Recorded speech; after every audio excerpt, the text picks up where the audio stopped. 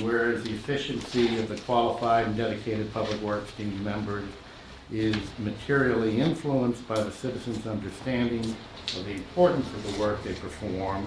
Therefore, we as the Select Board of the Town of Concord, Massachusetts, do hereby proclaim the week of May 20th through May 26th, 2018 as Concord Public Works Week. We call upon all Concordians to acquaint themselves with the issues involved in providing for public works services and to recognize the contributions which Concord Public Works makes every day to our health, safety, comfort, and quality of life. Proclaimed this 7th day of May 2018. We have an extension of hours, Saltbox Kitchen, May 9th, 9 p.m. We'll have a call at 8:30 p.m., 84 Commonwealth Avenue. Sunday entertainment licenses, Emerson Umbrella, May 13th and May 20th, 2 p.m. to 6 p.m. The theater at 57 Old Road to 9 Acre Corner. We have tour guide license renewals and Silent Fund Camp scholarships. I believe that is in the amount of $7,500 requested by the Concord Community Services. I believe, let's see, we have, I guess we get a little later, we'll introduce the new tour guide licenses. I see there are a number of people here who I'm assuming are qualifying for that purpose. But that is the consent agenda. So I move to approve the consent agenda as read. Second. All in favor? Aye. Okay, we're ready for town manager's report. Thank you, Mr. Chair. The Acton Board of Selectmen approved the town's application for a special permit to construct a new water treatment facility at Nagar Pond. It took 2.5 years to design and get through the permitting process. The decision went to record, I think, on May 1st, so the appeal period lasts 20 days, so we're waiting till May 21st to hear if there will be an appeal taken by abutters or other interested parties. But it's cause for celebration, I think. The project's only at 50% design, so next we'll complete the design, take it to 100%. Staff will appear before the Conservation Commission in Acton to address the fence near the brook. So we're moving forward. The part of the decision requires collaboration or conversation about regional water supply needs, so we'll participate in those discussions in good faith, but we can move forward according to the board's decision, so that's great news. Bruce Freeman Rail Trail, there's a ribbon cutting ceremony this Friday at 3:30 in Acton at Nara Park to celebrate the opening of Phase 2A, which is the Acton portion. Phase 2B is the bridge over Route 2. The designer GPI, Greenman Peterson Inc., is designing the bridge. They got the go-ahead to move to 100% design, so they'll be working on that and hope to submit it by about June 22nd. So that's working, going forward. And Phase 2C is the Concord portion. D.W. White, the general contractor, has not announced when he will return to work, but many of the subs are working, so there is work going on, and we were asked to remind residents that the trail is not yet open. It's a construction site, and we're not supposed to be on the trail until it's completed. Under the contract, D.W. White D.H. White doesn't have to complete the project until next March. We hope they're finished this fall, but technically they don't have to have the trail completed until next March, but we're getting close. Senior property tax reduction, there'll be an explanation of that by the assessors at Harvey Wheeler building on tomorrow, May 8th at 1 p.m. Harvey Wheeler Community Center. Anybody interested, it's a new program authorized by legislation the board filed, and the assessors will help people apply for that property tax relief this coming fall to make them eligible for it. The deadline for application, September 1, I believe. That's right. That's correct. September 1st, 2018 is the deadline. So there's some time for people to apply, but the assessors are doing some outreach. They need their tax forms. And yes. It's a little difficult to hear with the traffic, so if you would all speak up, we'd be grateful. Thank you. Okay. The work in the hearing room next door has not quite been complete. It's about another 3 weeks, but the tent has come down, and the hearing room is now available for committee meetings. So the folk can resume meeting evenings in there. The two offices will house the Public Information Officer, Aaron Stevens, and Kate Hanley, our Sustainability Director. They'll have some That looks great. It's coming along nicely.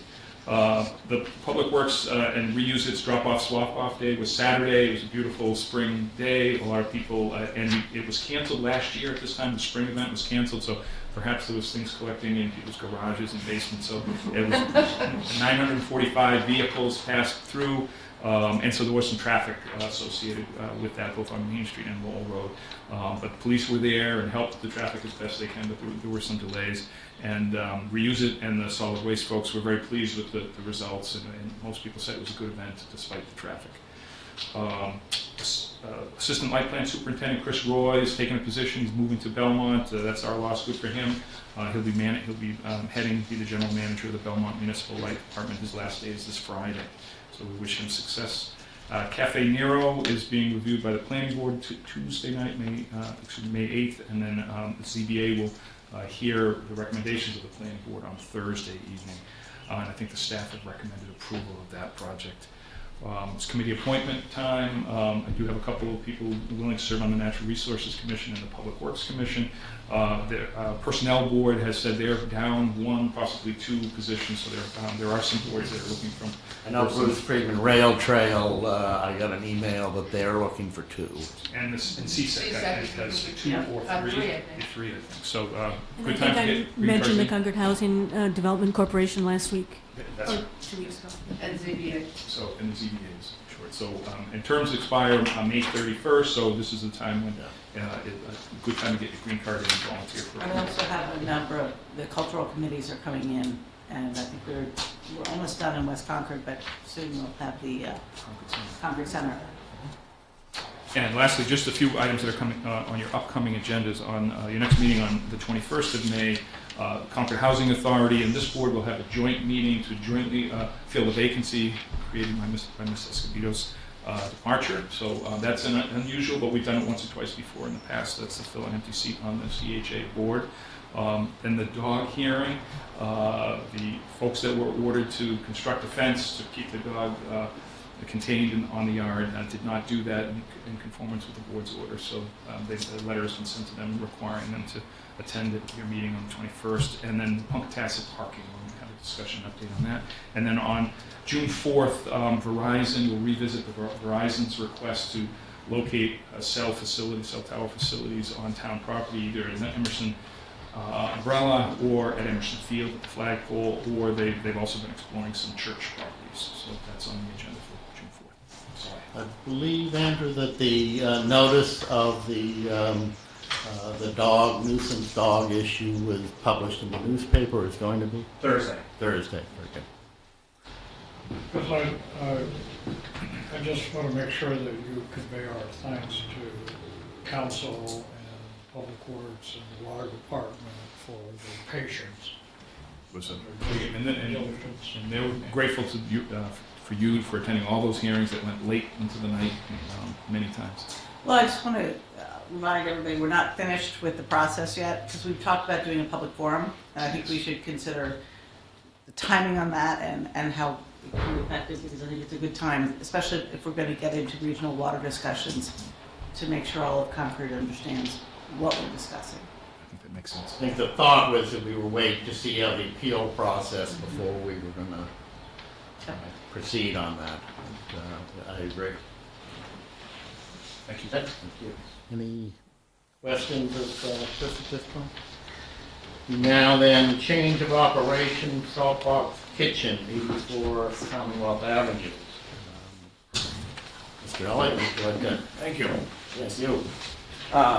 You can make sure that that is near, there you go. Ben Elliott, Saltbox Kitchen, 84 Com Ave. Like to request a change of hours from 7 a.m. opening to an 8 a.m. opening Monday through Saturday. And then a change of hours closing from 7 p.m. Monday, Tuesday, and Wednesday to an 8:30 p.m. Monday, Tuesday, and Wednesday.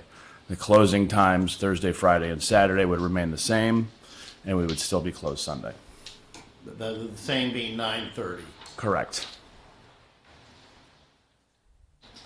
Oh, that's, this is a sign of good business, that you're expanding evening hours. I think so. The question is, how many of the special requests that we get from Saltbox Kitchen, most of them are to do with Extension of hours. extension of hours. Well,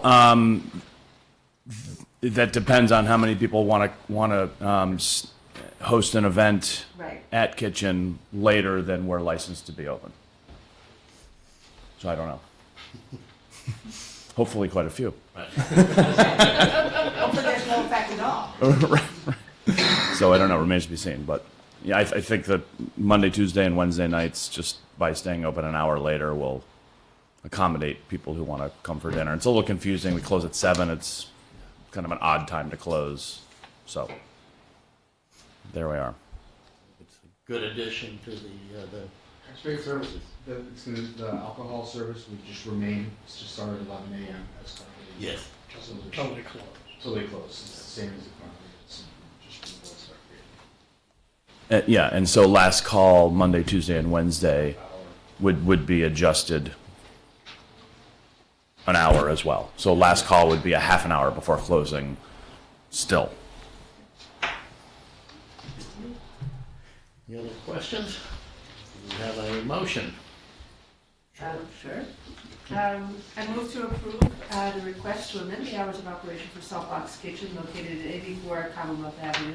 The new hours of operation are closed on Sunday, Monday through Wednesday, 8 a.m. to 8:30 p.m., Thursday through Saturday, 8 a.m. to 9:30 p.m. Alcohol service to begin at 11 a.m. until closing time. Well, half an hour before. Right. Second. All those in favor? Aye. Thank you. Congratulations. Thank you very much. Thank you. Appreciate it. Great night. Next item on the agenda is the request to fire town cannon, Concord Independent Battery. I don't know if we have somebody there. We do have a couple of letters regarding that. Letter dated May 1st from James Finnegan, president of the Concord Independent Battery Association, and a letter from Brigadier General Francis Magnum, Assistant Adjunct General of the Army, Massachusetts National Guard. In his letter, he says, as an expatriate, in quote, Concordian, I've watched the battery at the Old North Bridge on Patriots' Day since I was a child. I was deeply moved by the battery's salute to my uncle, Master Sergeant Al Mangburn, at his funeral this past November. That was a nice letter, I thought. I don't know if anybody has any comments or questions. So this is more than a request to fire, they're transporting the cannons Yes. to Boston. I believe it's participation in the USS Constitution underway tribute to the Vietnam veterans, which will take place on May 18th, 2018. The board has a lengthy agreement with the independent battery governing training requirements and other aspects of operations, which includes seeking a town permission before moving the guns out. So, And they have special equipment to move something as, And have done this in the past on different occasions. So sounds like a good idea. You ready for the motion? I'm ready for a motion. So I would move to approve the Concord Independent Battery's request to fire the town cannons at the USS Constitution's underway tribute to Vietnam veterans on May 18, 2018. We have a second? Second. All in favor? Aye. Thank you. We now have new tour guide licenses. Jane Gordon. Good evening. Good evening. And welcome. Thank you very much. Can you just sort of fill us in and Sure. perhaps introduce those? We have 9 new people who have gone through, completed all the requirements for being licensed tour guides. And they've done a multi-session course that started at the end of February and just ended up mid-April. And they've done all sorts of projects that demonstrate their proficiency at interpreting our Concord landscapes and historic sites, and both in oral and in written form. So I would heartily congratulate them all. And I'd like to read their names and have them stand up if you so approve. And they're behind me here, Carolyn Berry Kopp. Great. There's Carolyn. Sally Haney. Jessica Hone. Okay. Brenda Kelly, I don't believe is here. No. Charlie Ma, Chijay Ma, who was born in Beijing and is a student at Middlesex School, high school student, has completed all of that and added wonderful context to our course. So he's not able to be here, but we congratulate him as well. Yeah, I hope so. Gerard Morocco. Sarah Patton. Mary Wren Vanderbilden. And Edward Tannen. This is our 2018 class of Concord tour guides. So can I ask a question? Sure. So I'm curious how many of the new tour guides live in Concord and how many come from other places? Because oftentimes you have people who are trained as tour guides from other places. That's correct. So you can tell everybody where you're from, and some people, like Sarah, may not live in Concord, but she certainly works in Concord as administrator of the Old Manse. So just go right around, starting with you, Ed. Ed Wortman, I live in Carlisle, Mass. I am at the National Park. He's a volunteer at the park. Hi, Jerry Morocco. I grew up in Newton. I live in West Roxbury. I come all the way out here. I also work at the National Park at Eastern National, and now I'm a tour guide in Concord. Thank you. Thank you. Mary Wren Vanderwilden. I live in Concord. I work in the visitor center in Concord, and will be working in the Robbins House as well. Right on. I'm Sarah. I'm the site manager at the Old Manse, and I live in Brookline, but do spend a lot of time here. I'm Sally Haney. I live in Westford, and I volunteer at Minuteman National Park. Oh, great. Hi, I'm Jessica Hone. I'm from Shirley, and I work at the visitor center as well as the Robin House too. Oh, great. And I'm Carolyn Kopp, and I live in Carlisle, and I did this for pure fun.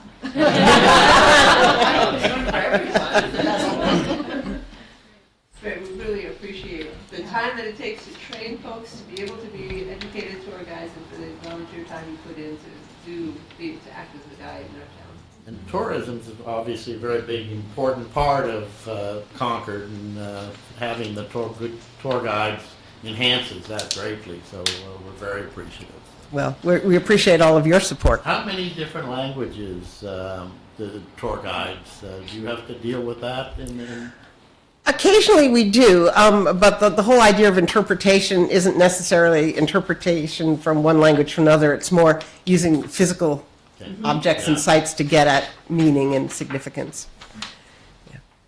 In addition to thanking the new tour guides, thanks to you, Jane, for continuing work to make sure we've got these folks in the room that can do this for us. Oh, thank you very much. This is my 21st time in front of you all. and alas, my last, because I'll be moving, but yes, yeah. But it's been a real joy. I've loved it. Well, you've made important contributions to the town, so Thank you. we have our thanks and our best wishes for Thank you very much. the next chapter. Thank you. Those will be big shoes to fill. But they will be filled. Lots of talented people in this town. Probably trained by you, so it's useful. Well, Are you ready for a motion? all right, so I move to approve the new tour guide licenses as listed, as we just heard, and it's introduced to all of them. So, as they're listed as right now. Second? All those in favor? Aye. Thank you all so much. Thank You're you. welcome to stay, but you don't have to. Fascinating, isn't it? Thank you. We're going to go celebrate. Cancel your license. We really do appreciate your time. Take care.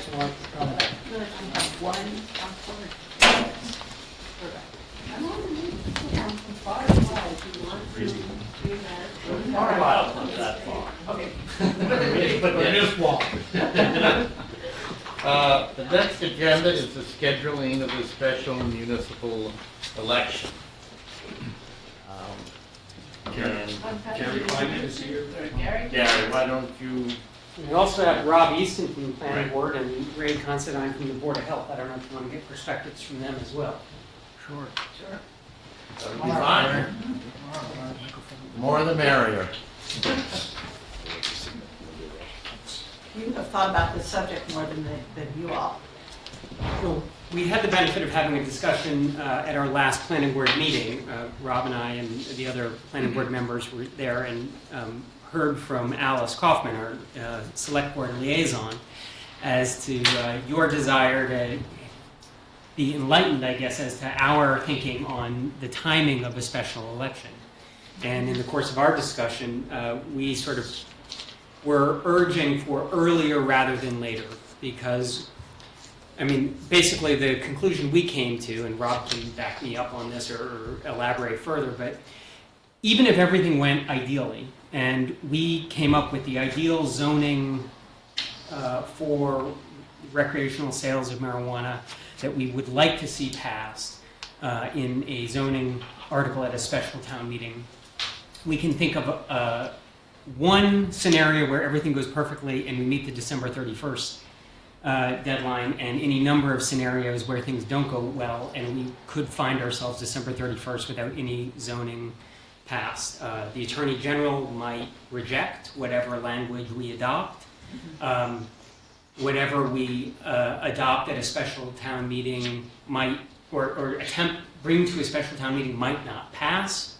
So even after we get to a special town meeting and hopefully have something, there are scenarios where things could go wrong. So it just seemed to us that it would be far better for the town to schedule an election as soon as possible to understand where we are with respect to the opt-out provision, and perhaps have an opportunity to move expeditiously to get zoning in place if we need to, and not have to worry about it if we don't. So if the town vote did not go in favor of opting out, you would have sufficient time in that event to put zoning, we could have the special town meeting and presumably proceed. I wouldn't use sufficient as a modifier.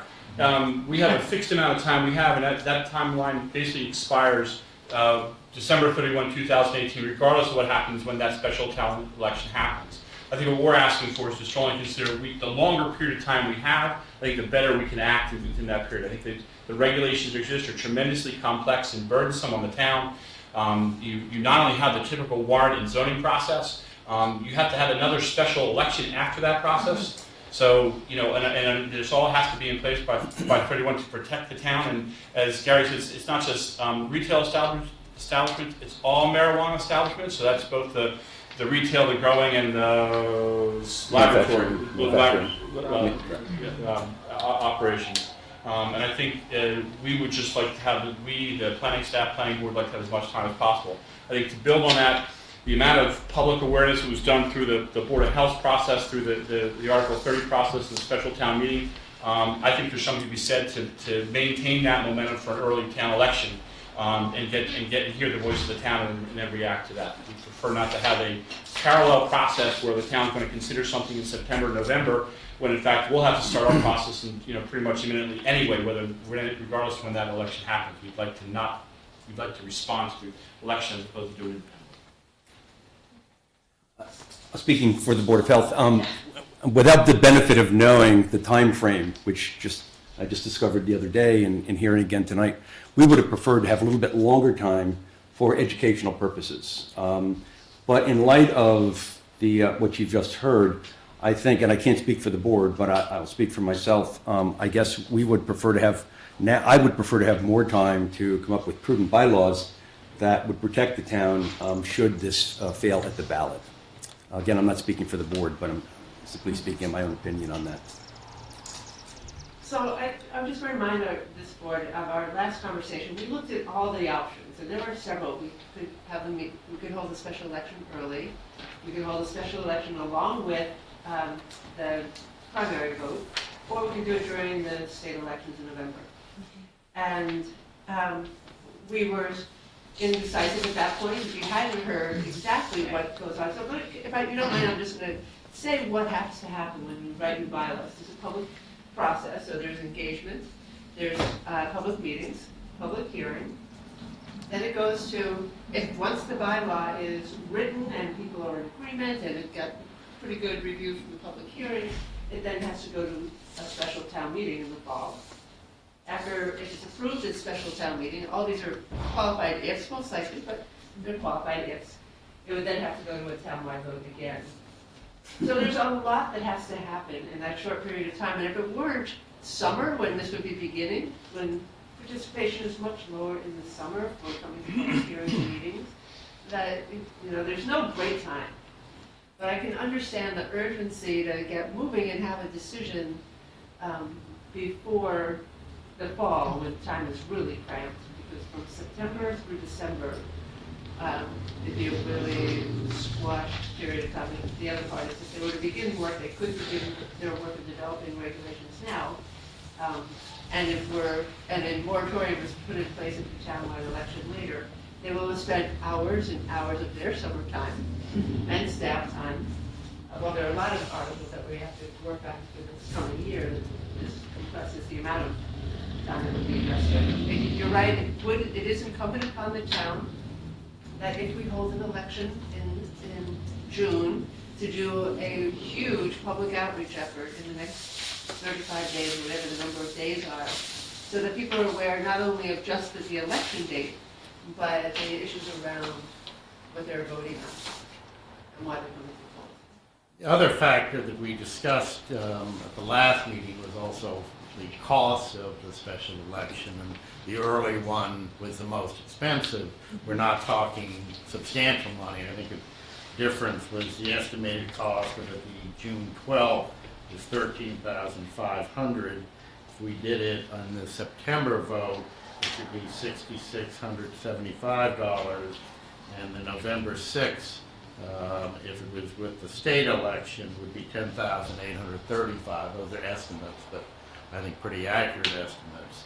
But I'm kind of persuaded by the advantage of having an earlier decision to allow you all because I think your work is going to be critical in terms of, if it comes to that, make sure we get it right.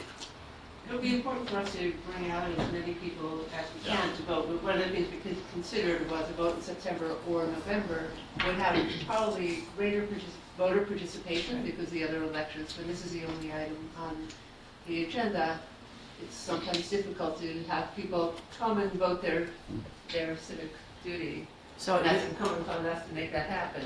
Right, so We'll do that. critical would be to find a date well before the end of school, or at least before the end of school when families tend to disappear. And June 12th is the date. Right. And that's school's still in, right? Well, I'm persuaded. I mean, our discussion last time was interesting, but we were missing, The impact on. critical information. I think without that information, our tendency was to do it later in the year, despite the fact it gets a little nuts. But I'm like, We were wise enough to wait. Well, I don't know about that, but we waited in. So I'm persuaded too. Let's get on. Anybody else? Linda, you have any? No, that makes sense to me as well. Can I just ask a procedural kind of a point of order since the town clerk is in the audience? We're still okay with proper notification and time and all of that? Yes. Just nearly? Just Perfectly. Well played. Ready for a motion then? So I move to call a special municipal election on Tuesday, June 12th, 2018, for the purpose of prohibiting marijuana establishments as voted at the 2018 annual town meeting under Article 30, with the language of the ballot question as follows, and this should be the same language that was used at town meeting. Shall this town adopt the following bylaw? Marijuana establishments, the operation within the town of Concord of any marijuana establishment as defined in the Massachusetts General Laws and new laws, Chapter 94G, Section 1, including without limitation a marijuana cultivator, marijuana testing facility, marijuana product manufacturer, marijuana retailer, or any other type of licensed marijuana-related business is prohibited. This prohibition shall not apply to the sale, distribution, or cultivation of marijuana for medical purposes by a registered marijuana dispensary as defined in section 4.3.9 of the zoning bylaw. And the vote will be either a yes or a no. Second? Second. All those in favor? Aye. All those opposed? Thank you very much. Thank you. So we have a lot of work to do. We have a lot of work to do, yes. Absolutely. The statute requires, as you saw reference to council summary will be added. The statute requires town council to provide a summary. So, and that we expect will be delivered tomorrow. Okay? Great. Thank you.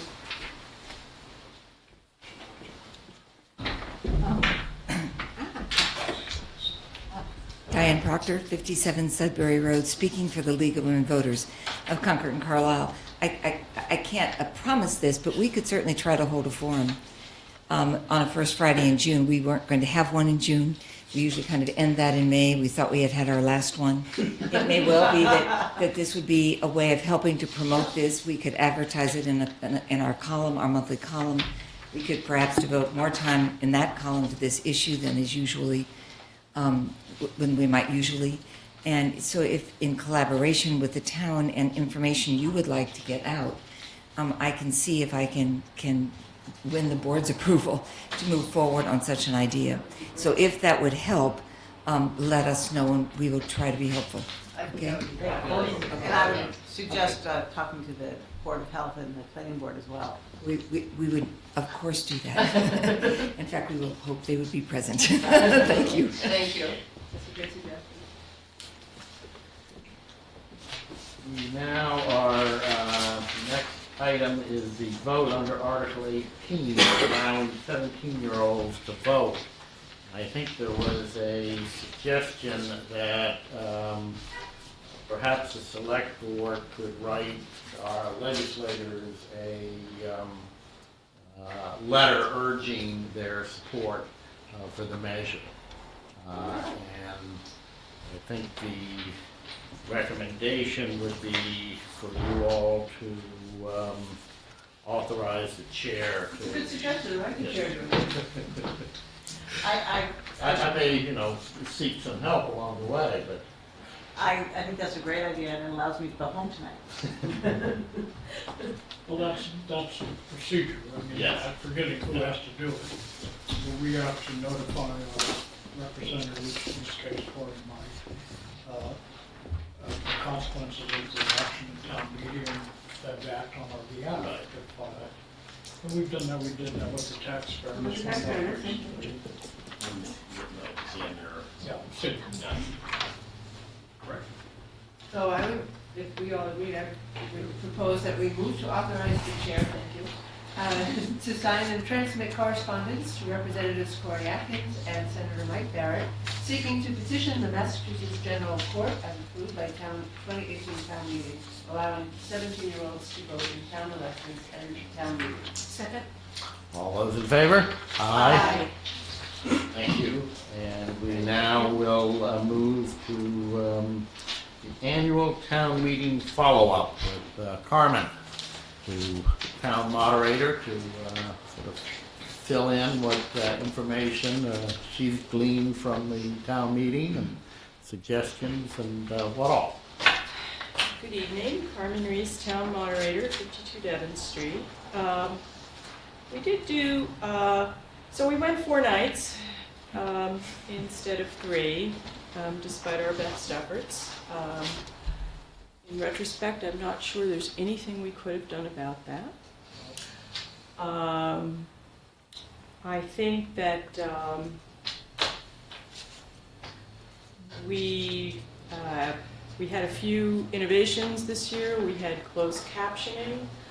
We did an exit survey, and we had around 80 responses to it, which is pretty good.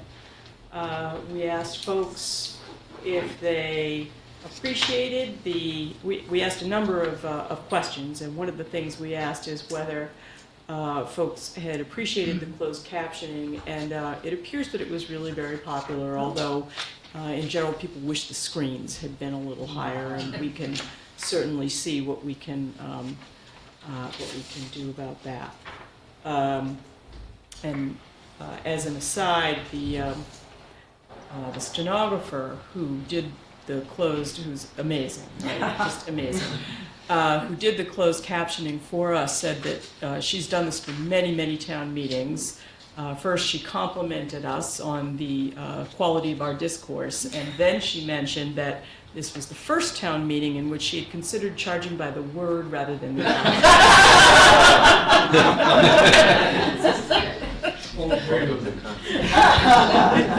Are we verbose? Perhaps. Perhaps. Very active. And I think that we were successful in solving some of the issues that we had last year in terms of visibility of screens, and being able to tell who was speaking from the floor. People seem generally pleased with check-in and so forth. I think we didn't do as well as we might have in publicizing the fact that we had, the year before last, we had the local Wi-Fi login information. There's no password, but we had the login information up on the screen. So we promoted it a lot more than we did this year. And in fact, we had Wi-Fi and we had all of the town meeting materials available online. And one of the comments that we got on the questionnaires was, why is there all this paper? Why don't you put this stuff online? So clearly, we did not do a great job making folks understand that that was there. And it remains a goal to try and reduce the amount of paper we produce and encourage people to bring their tablet or what have you to town meeting so that they can look at materials electronically rather than picking up a piece of paper. And do we think that the Wi-Fi is, there's enough bandwidth so that everybody there? So let's see what people, that was a question for those people who used it. We asked how they felt about the general speed of the Wi-Fi. Let me just see if I can figure out what that answer was. So it was a 4 out of 5. So people in general felt that they got what they needed out of the Wi-Fi access. I don't know if that reflects reduced use or adequate speed, but that's good as a response. In general, folks did access town meeting information on the website. They found that it was well organized and complete. And that's incidentally consistent with one of the recommendations that was made by the Town Governance Study Committee back in 2014, that we try and get all the motions and the materials for town meeting on the website ahead of town meeting as far in advance as we could, so that it was there for folks, and people do seem to be taking advantage of that. People continue to feel that hearings are important, and we had lots of comments that they'd like even more in-depth conversation at hearings than what we currently have, which was incidentally another recommendation of the Town Governance Study Committee. We are continuing our active exploration of electronic voting mechanisms. I actually thought we did pretty well this year in the speed and efficiency of our counted votes. We reconfigured the chairs a little bit and tried to set ourselves up a little better for counts when we had to do them. But it would be even faster if we were doing those counts electronically. And we are going to have a demonstration with a small group of a new technology. We're hoping, Carrie's working with me to set that up, hoping sometime in June, and we'll be inviting a couple of you folks, not enough for a quorum, but a couple of you to come, as well as many other folks around town boards and committees, former moderators and so on, to see, the League of Women Voters will ask a couple of folks from that organization to come to test it out, see how it works, get a demonstration, and find out what they're offering. And there are some folks out there that are using this particular technology, which is a little different from the ones that have been used in towns like Wayland and so forth. One of the problems with it is it's not, most of the systems that are out there are not inexpensive. The inexpensive one that we were really hoping would be promising for us, that we saw deployed in Acton, we saw its limits firsthand in terms of what happens when you get too many people at town meeting, and I think we're generally better populated at town meeting than Acton is, so that would be a real problem for us. So that's not a viable technology for us, even though it was less expensive. But we're continuing that search to see if we can find something that we could test out at town meeting and have people experience it and see what they think about it. One thing I want to ask you folks about is one of the recommendations from the Town Governance Study Committee was that the Select Board explore the possibility of creating some kind of a mechanism in which, perhaps by designation or vote of the Select Board, that particular very high impact, high interest articles at town meeting could be followed by a vote at the polls. We do that now for Proposition 2.5 overrides. We're doing it for marijuana. We did it for the senior means tested property tax exclusion. And I think that the Town Governance Study Committee, one of the reasons that they thought this was a thing worth, they did not recommend going to the Australian ballot system in which everything on the warrant goes to the polls. They do that in New Hampshire. I don't know how, but does not really workable for us, and it would fundamentally change the nature of town meeting as a legislative body. But it wasn't long after the water bottle town meeting articles had come, and the water bottles were before us 5 times at town meeting, and clearly it was an issue of major import that people felt strongly about, and it kept coming back because people didn't believe, they didn't trust that the will of the town had really been spoken through the number of people that came to town meeting.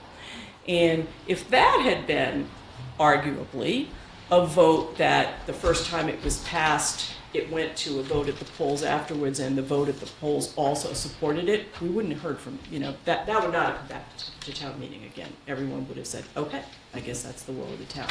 So is it the thought that a vote at the polls then solidifies something in a way that wouldn't allow it to come back to town meeting, or just that it would discourage it? Oh, no, it could still come back, but I think the issue is that we have 12,000 or so registered voters. On a really robust night at town meeting, we might get 1,000 voters. And so that's a pretty small percentage of our overall number of voters. And on an issue that's of really extraordinary impact to people, like the water bottle ban or the senior means tested property tax exemption, which is a cost shifting, it's a burden shifting mechanism that will affect everyone in town. And Proposition 2.5 override is the same thing. Those do go to ballot. Say it again? Those do go to ballot. Yes, that's what I mean. But required by law to do so. Yes, that's right. Well, no, because the senior means tested property tax was not required by law. That was built into that process by the proponents of that article. Required. It's required. You think that was required? Okay. All right, because that was home rule legislation. Two votes at town meeting, and a vote, general vote. Okay. If the vote went against what town meeting voted, would that nullify Yes, town meeting? yes. I mean, just as the same as it would with a Proposition 2.5 vote, you have to have both those votes, and if you don't get the second one, it's nullified.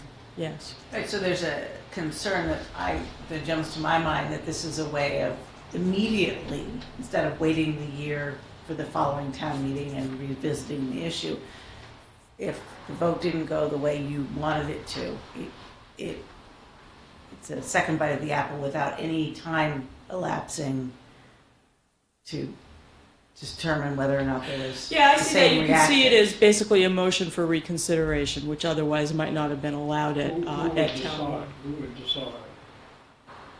Who would decide what warrant question was so important that it needed to go to the ballot? So that's one of the things that the study committee said would be worth thinking through. You know, if you were going to have a mechanism like this, what would it look like? Who would decide? What would be the criteria for deciding which articles, you know, I think the expectation was by the study committee that there wouldn't be a whole lot of them. But there might be some specific criteria that you could set to allow you to do it, and perhaps it would be within the discretion of the select board to require it when the warrant is open, that you might, because obviously you'd need notice of that. I think you'd have to have notice in the warrant when it went out to people. So it's not an uncomplicated issue, clearly. But it was in there as one of the recommendations of the study committee in 2014. Do it, Carmen? Say what? I didn't hear you if you said, but are there towns that in fact do this? I mean, I might be able to see it for a representative town government, you know, where the town would want to be the final say. So I think the answer to that is no. I think it's either or, that there are towns that do Australian. I think we may actually have some towns on the Cape that do Australian ballot, which is puzzling because I didn't actually, that must be a home rule legislation issue. But, you know, I've seen discussion of that, but it's not, generally speaking, permitted under state law in Massachusetts. You'd have to do it through home rule legislation. They do it in New Hampshire, but it's all or nothing. It's everything. So it isn't selecting a few things. So there are these statutory things like Proposition 2.5, certain taxes that we might adopt that have to go to the polls afterwards, things that make a big enough impact on the community that there is a judgment that you should have broader participation weighing in than what you typically get as a percentage of voter participation at town meeting. Doesn't that discount the importance of town meeting as I mean, it's sort of, yeah. Might lead to even fewer people coming to town meeting. Who cares, you know, what the vote's going to be on Article 20 or You can always bring it to the ballot. I can vote for it at the ballot later. Right. Yeah. You also are going to obviously have a cost. I assume that the cost would be borne by the town rather than the person who is seeking to have the vote, townwide vote. The town definitely Yeah. does pay for elections, and you would probably be having the same discussion you did tonight about when do we do it? Do we put it all by itself somewhere where it costs us X, or do we add it to a vote we're already going to have? Because you're having an election pretty much every year anyway. So, So, Cory, in looking at the different ways electronic voting can occur, have you found the right tools or any tools that would allow people to participate at town meeting remotely? no, it's not allowed under state law currently, and there's no cost-effective technology that I'm aware of that would allow, that has the security you would need to be sure that people who are logging in to vote are A, registered voters, B, not voting multiple times, and C, actually watching the proceedings on TV before they vote. And I realize that's very different from what we were just talking about in terms of taking an isolated few things and saying, let's follow that by a vote at the polls. Well, as we continue to sort of walk down the path of some kind of electronic voting, I wonder if this is with respect to the cost and the machinery, whether this is something we could talk to some of our sister communities about, in the sense of, hardly anybody has a town meeting on the same day. So I wonder, if we rent this stuff, is the way it happens right now. I wonder if cost effective to think of 3 towns buying it and then just moving it around. So, that is a thing that we have thought about, and something that we've involved the town staff, who are pretty, the burden would fall on them to maintain stuff. One of the issues with electronic voting units is you got to make sure the batteries are working in every single one. You got to test them all. You have to set up your whole system. You have to troubleshoot it when it goes down. You have to, there's a lot. And one of the problems for technical people who are doing this one day a year is staying on top of how it works, as opposed to someone whose business it is to bring this thing around to different places and they know what they're doing. It might be even economical to think about shared staff that just did this. Right. I don't know what the Yeah. economics are. I think you could see it as a magic contract or something that various towns could participate in. That might be coming at some point, and Well, the cost of these things will probably continue to come down to you get scale. probably, and the technology is changing rapidly, and it may be that remote technology is not as far away as we think it is. It's not there now. I also wonder, though, if we had them. The way I think we contemplated is, well, here's going to be a really close vote, so you can't tell when people lose their ballots and we'll go, I bet we wind up doing electronic voting on every article, rather than just those as the moderator can't visually. Why don't we count them all? Well, my suspicion is if we've got these devices, all articles would be voted electronically. I don't think so. Why wouldn't you? If you got the equipment in So my reservation about counting every vote electronically is every vote becomes a secret ballot. Right. And I think there is a strong feeling in Concord against secret ballots, generally speaking. We don't ask for them often, and usually when they get asked for, it gets voted down. So people have a general preference for standing up and owning your point of view with your neighbors. It's part of being a community. And if every vote were a secret ballot, it wouldn't feel quite the same. And if you're only counting 2/3 votes, which are always, not always, but frequently harder to count, and if you're only counting votes that the moderator can't call, then you don't really have that issue, because it's fewer votes, and especially where you have to count one, we already know it's close because everybody already stood up. Because my biggest concern is sort of who decides what issues get voted on.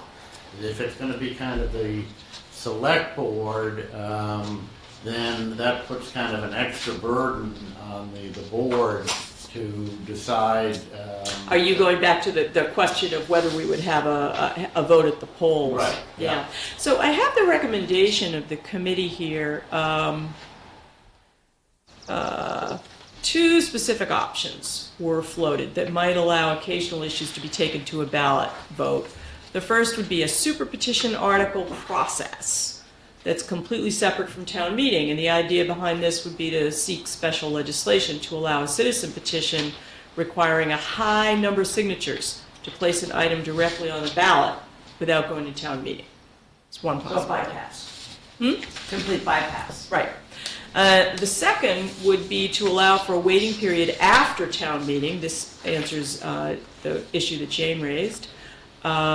during which time a citizen petition, also requiring a high number of signatures, could be filed requesting that a single warrant item be voted again, up or down, at the polls after town meeting. Under this scenario, the ballot vote outcome would prevail. Both of these would require a lot more research, policy development, public discussion, deliberation. Specifics of a proposal would have to be laid out for voters' careful consideration.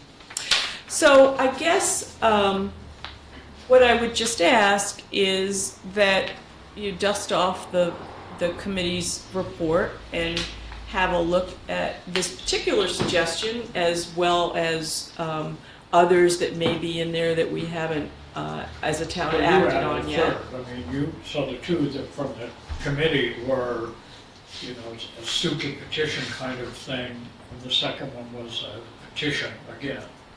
But you had also talked about earlier that there would be some process that, before the fact, certain That would be another articles way to might- do it. And the select Right.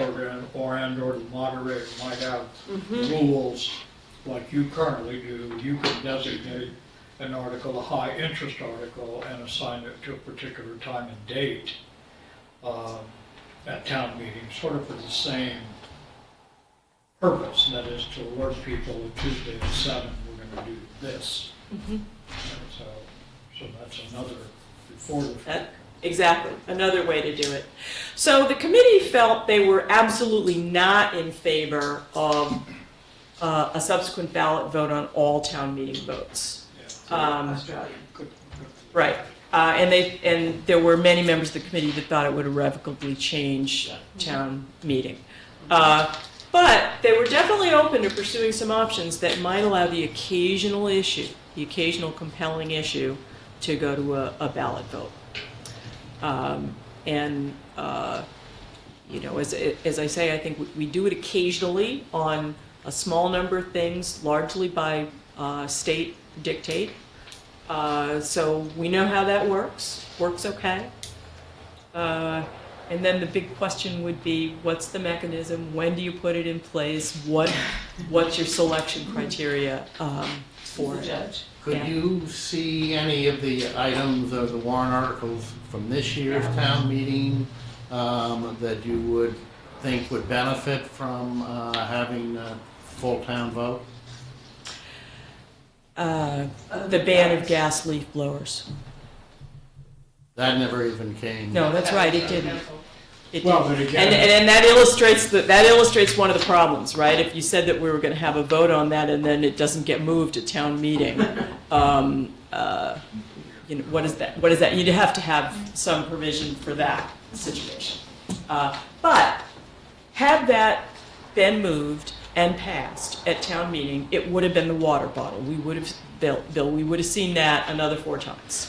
And it was going to have broad impact across town, and it was going to have some fierce proponents, some fierce opponents, and it was going to have a significant impact on the way people do things. Well, if we'd have adopted the second recommendation of the study committee, which as I understood it was after town meeting, after 30 days, whatever it is, a petition by some number of townsfolk. That's right. The dog thing would Yes. have definitely come back as a town vote. Yep. Yes. But that again was only, it would have been a town vote with no impact because it's only a sense of the community. It had no authority to enforce the regulation.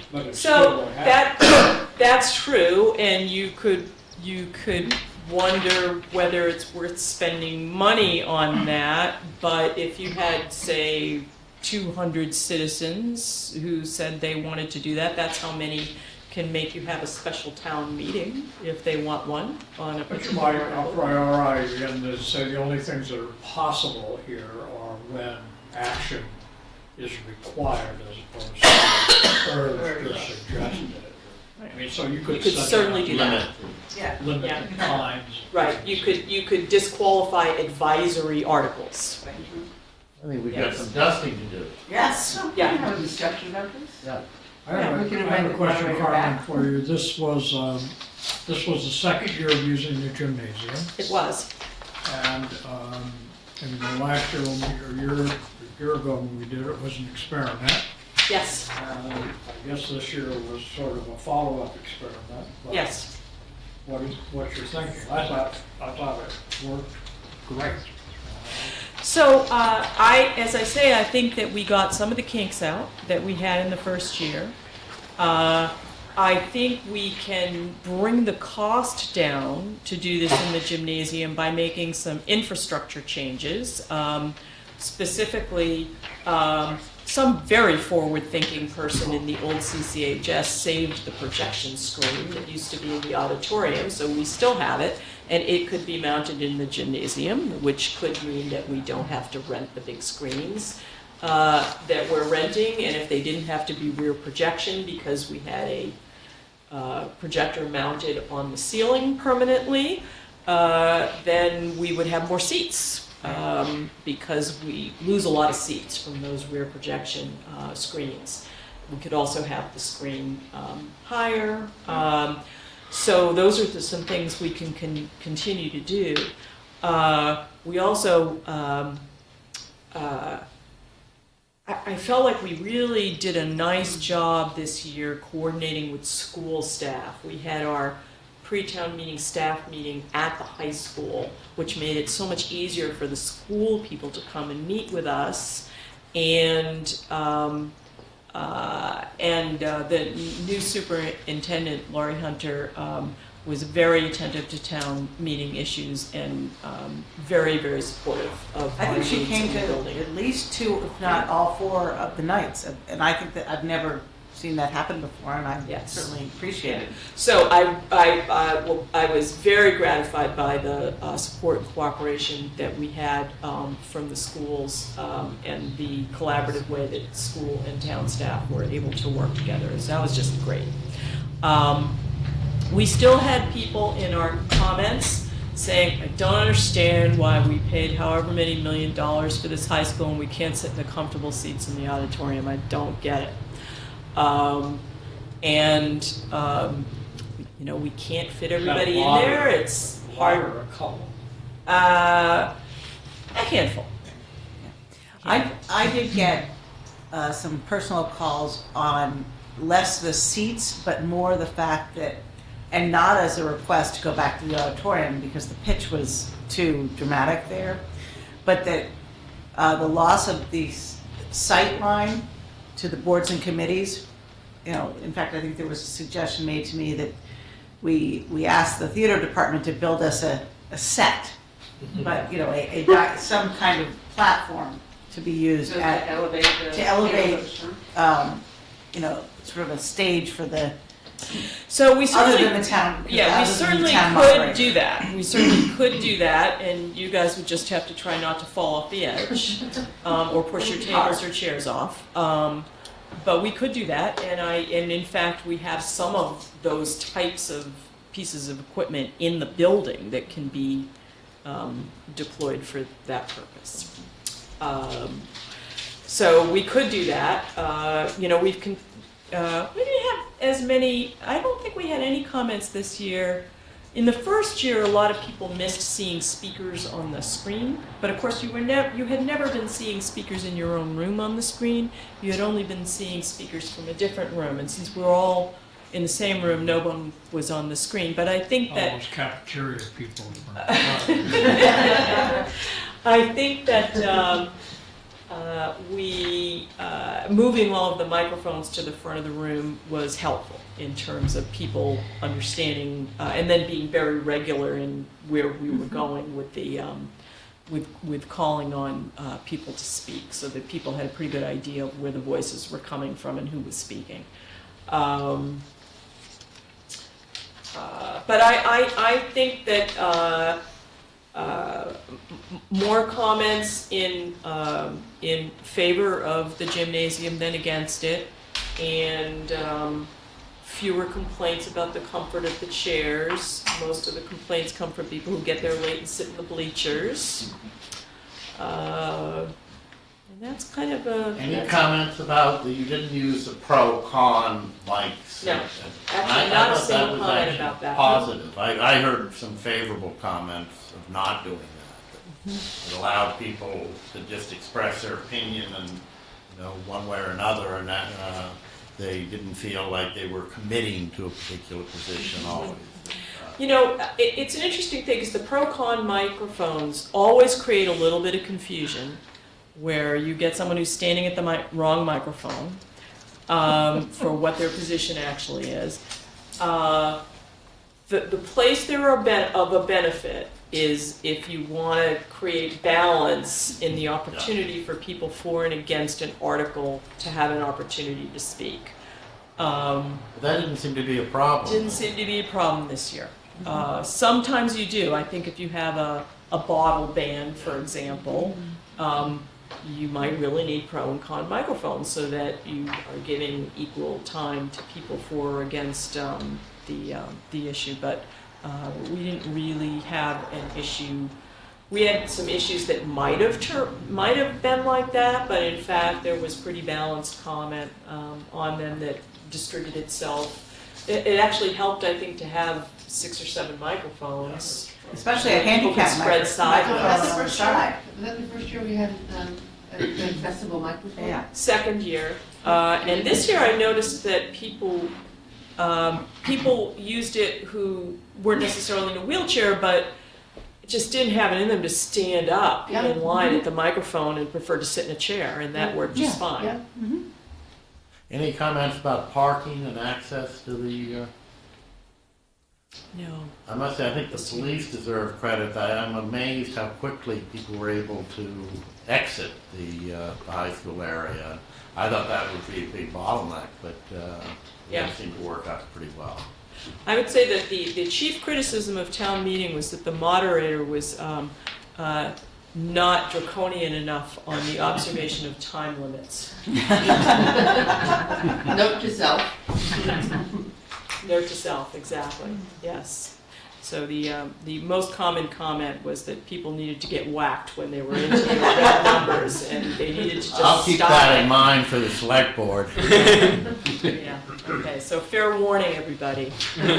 I've been chided, and I will be responding next year. So any comments from you folks on town meeting before I let you get back to what you need to do? I thought it went very smoothly. I thought it was an improvement from last year, as you sort of said. That was kind of a test year, but I thought this, if you didn't know we'd been doing it in that room only for 2 years, I suspect you would have thought we would. Yeah. I can tell you the fire chief said that this was the best town meeting ever in terms of movement of people and organization and First egress. town meeting is chief. As chief, yes, but that's true. But he's been there at a lot of town meetings. So, but he was very pleased with how the physical layout worked. I think with the number of sort of controversial issues, it went extremely well, and I had no problems if we had a fourth night, because I think that there were a lot of issues that people wanted to make their points of view known. So I think it went extremely well. What was the highest turnout night? The first? Carrie, I think it was the second or the third. Yeah. What kind of numbers are they in? 300, 400, 800, 500? 500. Yeah. That was the big turnout. Was our biggest turnout. Yeah. And I think there was some frustration by people who turned out thinking that a particular article would come up on a particular night, and then we just moved so much slower than we thought. That's town meeting. Democracy. Right. It takes a while. It's a little messy. I guess one other criticism that there were several comments about is, why are we spending all this time on tributes? Can't we just get to the articles on the warrant? So here, a question for you. How would you feel about starting at 6:45? Would that make a big difference? 15 minutes. Prevented us from going to We fourth could do night. that on tribute night. I think you're gonna have to do it every night if you're gonna do it. Yeah, I don't think you can do different times. It's gonna be same time every And night. the problem was that no new business after 10 o'clock. Yep. And that was the only one, and I think that was, the communication didn't sort of work perfectly, but, I think that you gotta have kind of a standard. And we operating. could tighten the tributes up some, I think, without Eliminating them. adversely Yes. impacting the Yes. need to thank people. You still have a really fine tribute if it's a little shorter. Yes. Less is more. Okay. Agree. Think about the 6:45. Yes. I'd be interested to know what you thought. 15 minutes over 3 nights is 45 minutes, and you can do a bunch of articles in 45 minutes. Could I just ask about the second week of April? We had been doing the fourth week of April for many years. Yes. And did anybody have any, is that our new, Other than the a new potential norm? for snow? So I think on that, the glitch that we had was the consent calendar getting put in the finance committee report before we'd had our motion review meeting with town council, just because that's how the timing had worked, and then there were so many changes to the motion language as the result of that meeting that it was unusable as printed in the FinCom report. So I feel like that not to happen again, but I think that's just a scheduling of that meeting, so it's not a reason not to have town meeting early. How was it for town staff in terms of getting ready earlier? My understanding was it went pretty well. It didn't, shorten up things, but that was okay. I think it was actually really helpful in terms of coordinating with the schools, because it can be really hard to be following April vacation and they aren't around in that week when last minute things are coming up and last minute issues for them on their motions and so forth are being dealt with if school is not in session and everyone's on vacation. So that, I think it really does work better for them to do it before the vacation. Passover and Easter are both late April next year, April 19, 20, something like that. So we could again get about the same time as we did this year. That would be fun from my perspective. We'll just hold that town council meeting earlier. I think it's an onus maybe on all of our boards and committees to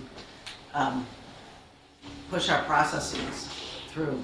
Yeah, the other people I think it's hard on is the planning department and the planning board, because they have an awful lot of work to do to get ready for town meeting, and it's very detailed. So I'd be interested to know how it felt for them having a week less to be ready. Are you still here?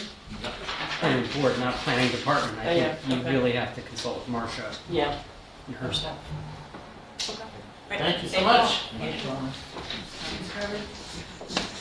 Agenda item number 10 is the CCTV discussion. And I think both Chris and Jane have been kind of heading up that area, so I'll let you all carry the ball. I don't know if we want to have Kate, assistant town I was clerk. going to say, Kate's been I didn't see her over there, instrumental Andrew was blocking her. in where we've gotten. A lot of the heavy lifting. Yes, absolutely. Perfect. So I guess I'll share, my thoughts following town meeting. We have had some conversations, and you have with your packet tonight the proposed priority goals submitted by the CCTV board for the coming year. And it's based on a document that Kate prepared, so it reflects, what we thought were the goals, and those are shown there. There's some question marks I see in terms of there's some things that are undecided, but it's improvement in communication. I guess there hasn't been a lot of regular communication going on, and I had been communicating, but so this is clearly an effort to try to improve that, which I think is good. I'm leaning towards extending the contract from the time that it expires on September 30th by 9 months to have it extended to June 30th, and see how things progress with this list of goals, assuming the board agrees generally with the goals. And that we do, sort of a public evaluation. Now that you have the PEG Advisory Committee, we want to staff that up fully so they're working, they can help us evaluate progress that's made here. So I think there's some tools in place to help us assess publicly progress that's being made toward these goals. I would be pleased if these things were accomplished in the next 12 months. So that, I guess that's... And the 9-month extension is because it coordinates the town. To align with the town's fiscal year, just I think for ease of our operation. I don't think we've heard any pushback from them on that. So that would be my suggestion, is that we start immediately implementing the goals and evaluating their success and increasing communication. Kata, did you? Yeah.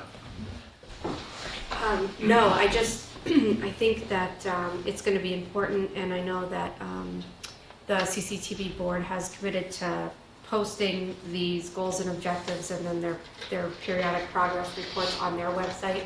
I think we should do the same, because I think that the citizens didn't understand necessarily where this was coming from, and so that's incumbent upon us to make sure that we're showing the progress or anything else that we're talking about. So that's helpful. I think we had a good meeting with Neville and Sid Levin, who is the vice president of CCTV and a Carlisle resident, and I felt like we left that room generally on the same page, and then this is the document that came out of that, which pretty much speaks to what we spoke about that morning. One, I want to give both Chris and you, Kate, enormous kudos for the amount of time and patience you've offered this process. I think we heard concern at town meeting in the way our article went forward. Concern echoed that somehow freedom of access to, or freedom of speech was going to be impacted in our contract discussions with CCTV. And I think that part of the openness of the communication between us and CCTV going forward should also dispel the confusion over the role of PEG access and government-controlled media. I think they're very, very different. And in fact, I know that both board members agreed with that very statement, that this is a very different situation. And I think the more we do, perhaps maybe a regular update in the town manager's update, or as the liaison to the PEG access, but I don't know that PEG access is exactly in line with the reporting on this. But I think if we are able to report regularly on the progress, that's another check and balance. I think Kate was going to have the public information officer, Aaron Stevens, be more involved in interacting. And that would be great, but have somebody hold the responsibility for that regular report here in the select board. And just, we have a commitment that every other week that I'm going to meet with the executive director of CCTV, and then on the off week, so every other week from there, that I will meet with members of the CCTV board, either with her, hopefully with our liaison Jane. But so I think at least for the short term, we'll have a meeting once a week with some form of CCTV to make sure that we're all sort of marching to the Will same. their board meetings be subject to open meeting? Will they have? As a private nonprofit, they have to have one annual meeting a year, which they do, and announce their agenda and vote on their budget. But any contract extension, I think, should encourage more transparency in how the public funds are used and how their decisions are made. It hasn't, like the Concord Housing Development Corporation's private nonprofit, but they post their meetings and record their meetings with minutes, and it's more transparent. We should now after some. But that was also reflecting the will of town meeting, that the CHGC become more transparent. And I think that however this was discussed at town meeting, I think transparency was an underlying interest, and I think that can only make it better. So can I just ask What is the process for, I understand there's there'll be greater communication, weekly meetings. What is the process for evaluation of performance? I mean, these are pretty, this is like a really good progressive list of priorities with tasks under each. How do you evaluate performance in this? Is there a mechanism that's set up? Is there? For me, I suppose it would be an ongoing conversation with the town manager about how much, because usually you would give your goals and objectives to your contractor, and then you would know that they're being completed on time and hopefully under budget. And when they're not, usually that's an open communication between the vendor and the customer. This is a bit of a different animal, and so I think that we have to look at how much time we're spending as Concord employees to ensure the goals and objectives are met.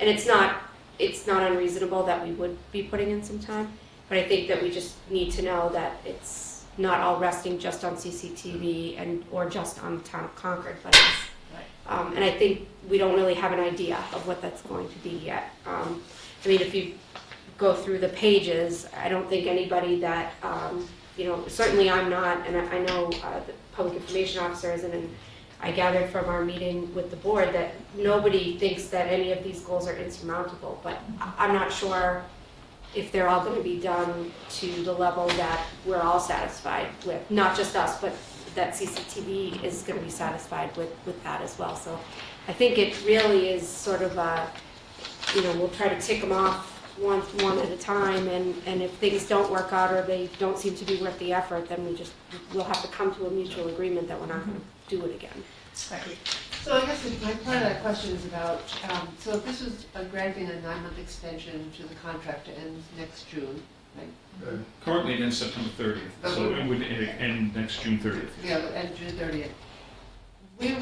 It would be incumbent upon us to know if the performance is good or exceeding expectations, because you'd hate to get to June 30th, find that performance didn't meet our objectives or joint objectives, and then not have a contract in place for doing CCTV. So I guess my question is, we need to be able to plan for what if it fails. We're hoping it doesn't, but you don't want to come to the end of June 30th and have no option going forward. We won't let that happen. So perhaps we should have a monthly review. I would enlist the assistance of the PEG Advisory Committee, Right. so that an independent group that reports to you. I think they could help us with that, because it is somewhat subjective whether they've achieved this particular goal or not. So I think we should do a public and clear written, what have you, evaluation. I don't know whether it should be quarterly or monthly. But I think that we also should be considering a request for proposals process, an RFP process. I think the expectation was after the first 10-year agreement, which ran, I think, from 2004 to 2014, when that expired, I think they expected it would roll over without a process. But even for folks like the Emerson Umbrella, they have to respond to an RFP process. So I think we need to think about that, and that maybe before we go beyond June 30th, 2019, we go through an RFP process, because even when there's limited parties likely to respond, we still go through the effort and set goals and expectations. So I thought the document was quite nice and very helpful. A couple of comments on it, though. There were some process-oriented goals, which I get, communication and that kind of stuff. And then there were also 2 goals that had to do with expansion. One had to do essentially expanding programming. I saw no mention of YouTube in there whatsoever. It just seems, unless I missed it. I didn't see that in there, and that seems odd to me. And with the other expansion goal, 3, I think it is, which is the sort of expansion of technology. I think a 5-year capital budget should be developed, rather than just have a goal about expanding. Nothing wrong with it, but I think we ought to convert that. Both expansion should be converted into specific goals. Expansion, we should have 3 more standing committees that are covered by I don't know what they should be, but, and one additional room brought online, or 2 additional rooms brought online. They're very explicit goals for what the technology expansion is gonna be, what the program expansion is gonna be. So I think associated with this, we could work to develop some goals, which I think would also therefore be helpful in evaluation. You know, are we better, are we communicating better, you know, okay, but that's kind of sometimes your opinion versus my opinion. But did we bring a room online? Are we covering 2 more committees? Do we have new microphones? I don't know what they So for the capital items, my understanding is that for years and years, we just gave the general lump sum of the money that Comcast gave us over. I And don't so, think that's working. but that's not what we're doing anymore. We're keeping the capital No, we in-house. keep the So money here, and then we disperse it, but what I'm interested in is not the financial disbursement project, but what are the capital projects right. that we expect to get done over the course of the next 3 years? Right, and so that's what I was getting at, is since we're keeping the capital in-house and not allocating that in the budget, the capital expenses are being driven by my office and facilities, Okay. at least for the town's envelope. Okay. I think Carlisle is separate and they have their capital money and they deal with it, but this will be the first time that we've done that. So we worked with the CCTV executive director and a member of the staff to sort of spec out the hearing room and a couple of other assisted listening devices, but that's in conjunction with, like I said, my office and our facilities director, so. But they would need to implement it. I mean, you might hold the capital, but if we say, you know, something is gonna happen, will CCTV be the folks that actually do it, or will the town do it? No, the town would do it, and the idea is that we issue, well, hopefully we could buy off the bid list, but if we Right. don't, we're issuing our own RFP, but of course, we would work with them on the specs that they need for things that are gonna be compatible with their equipment, but instead of just accepting the equipment that they say we need,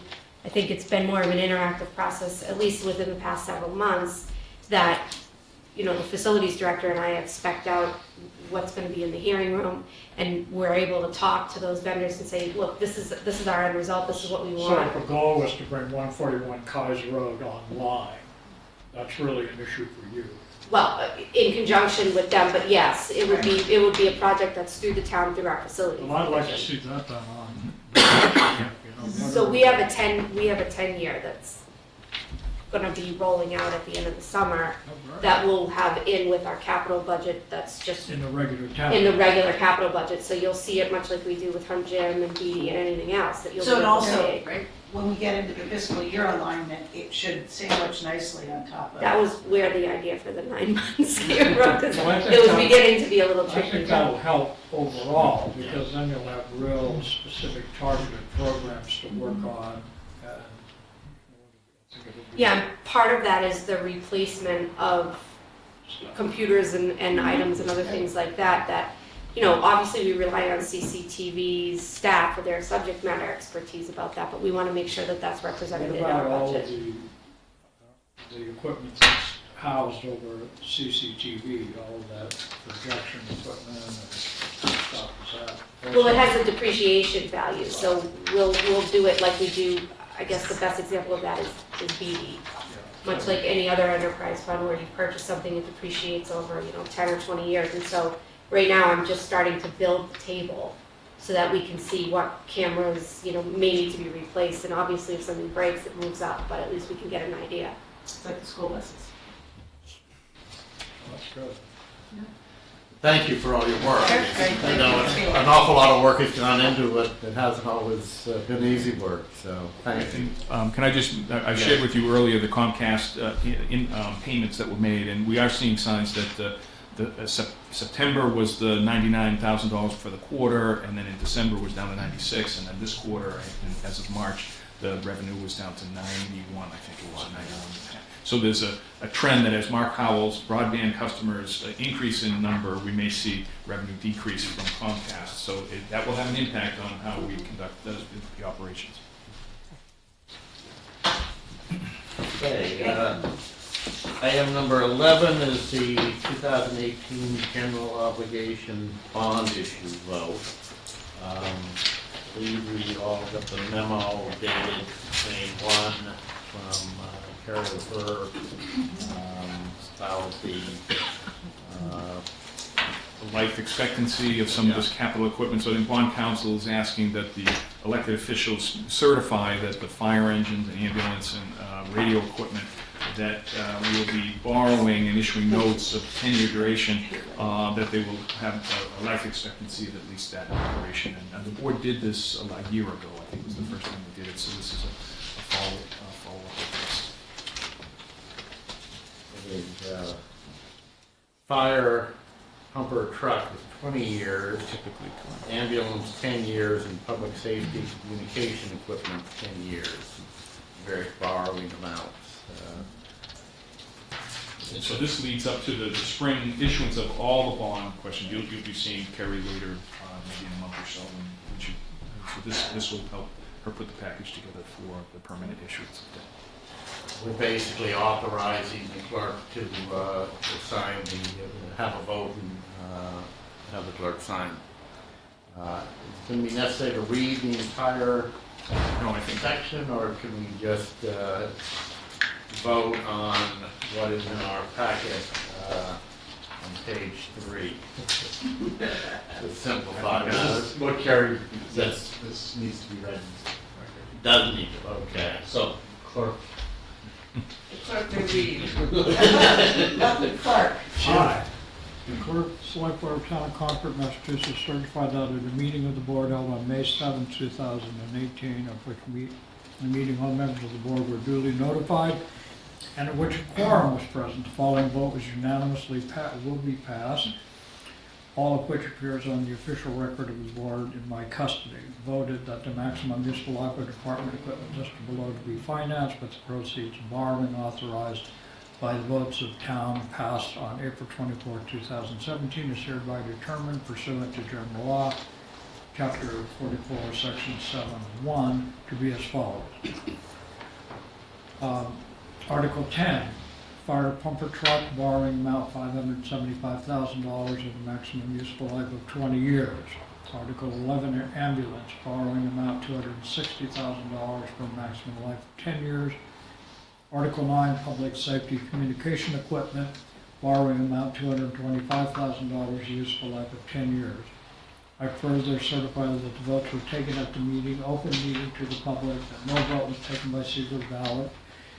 That a notice stating the place, date, time, and agenda for the meeting, which agenda included the adoption of the votes, was filed with the town clerk, and a copy thereof posted in a manner conspicuously visible to the public at all hours in or on the municipal building that the office of the town clerk is located, or if applicable, in accordance with the alternative method for notice prescribed and approved by the Attorney General as set forth in 940 CMR 29-03, paragraph 2, part B, at least 48 hours, not including Saturdays, Sundays, and legal holidays, prior to the time of the meeting, and remain so posted at the time of the meeting that no deliberations or decisions in connection with the subject matter of this vote were taken in executive session, all in accordance with general law, chapter 30A, sections 18 through 25 as amended, dated this date, May 7, 2018, and signed by me, of course, of the select board.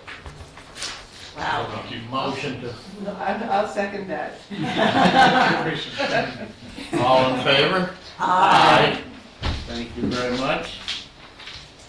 We now moving on to review the Climate Action Advisory Board draft chart. You want me to introduce that? Please. So at the conclusion of the Energy Futures Task Force, there were a number of recommendations that we made to the town to consider. And one of them was what was being determined as a follow-on committee once we had a sustainability director brought on into our town.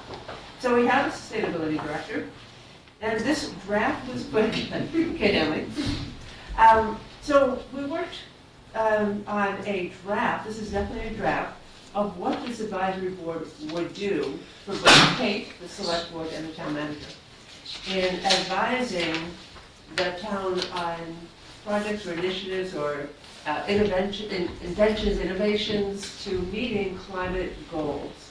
And there are several goals that came out of the EFTF, and they're included in this chart, as those are the goals that they had created out of that board. But at the charge here, because it was determined both, in conversation with the original EFTF and in Kate's position, that sustainability is broader than just energy use.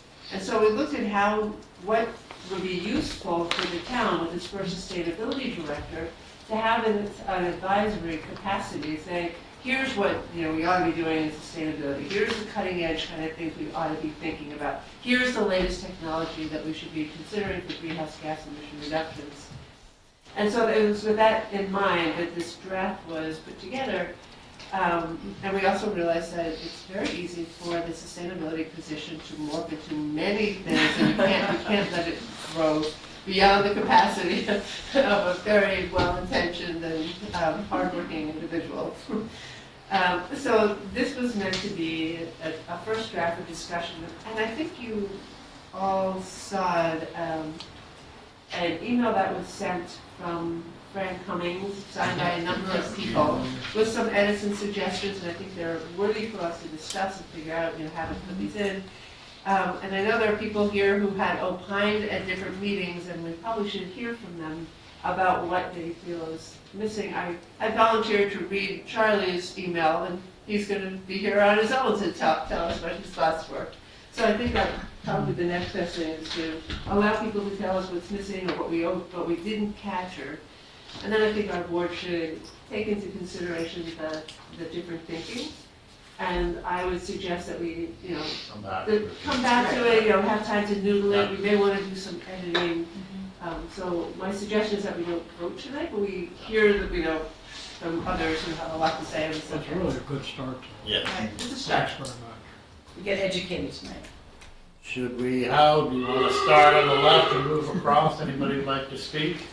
Come forward, please. And Before we ask the audience, I'd like to know if our sustainability director or assistant town manager have got stuff they want to tell us about. Don't need to, but I want. The only thing I would add to Alice's introduction, which I think was really great context. You need to identify yourself. Sorry, this is Kate Hanley, Sustainability Director. And I think in thinking about this charge and the reason that we have called it in the draft form the Climate Action Advisory Board, and that the idea is that it's broader than just sustainability, and that the reason we're addressing sustainability, we have these greenhouse gas goals, is to mitigate our impact on climate change. And there's also another aspect of addressing climate change, which is addressing our resilience to the impacts that we will inevitably see because of climate change. So in making this broad, it addressed our climate goals and also left the door open for a lot of things that fall under sustainability and energy and a lot of different topics that are all very much interrelated. Mine isn't as interesting as that because my role when looking at this was to make it easy for Kate to recognize where she is going to be able to go to her think tank, which is what I was thinking of the members of this committee, where they can workshop and bounce things off one another. It's great if she wants to bounce things off me, but what I know about some of the things that Kate talks about, you could put on the head of a pin. So it's helpful for her to have people of like backgrounds to be able to do that. What I was weary about, which I expressed to Alice, is making sure that Kate knows that she has one boss, one person that she has to go to and say, look, I have all of these competing priorities, what's your priority? And generally the way that we do that, even though, she'll answer to me, is that I would go to the town manager and say, here are the priorities, let's see what we can do. And I think that just makes it easier. And so Kate's worried about the mitigation on our effect to the planet, and I'm worried about mitigating the fact that we need to hire a new sustainability director. She gets, exasperated and says, that's it, I'm out. So that was sort of where most of these things came from, which is to make it broad enough that it's attractive for people to want to be part of it, but, condensed enough so that it doesn't just say, and Kate, you have to do everything everybody says to you, with no, measurements whatsoever.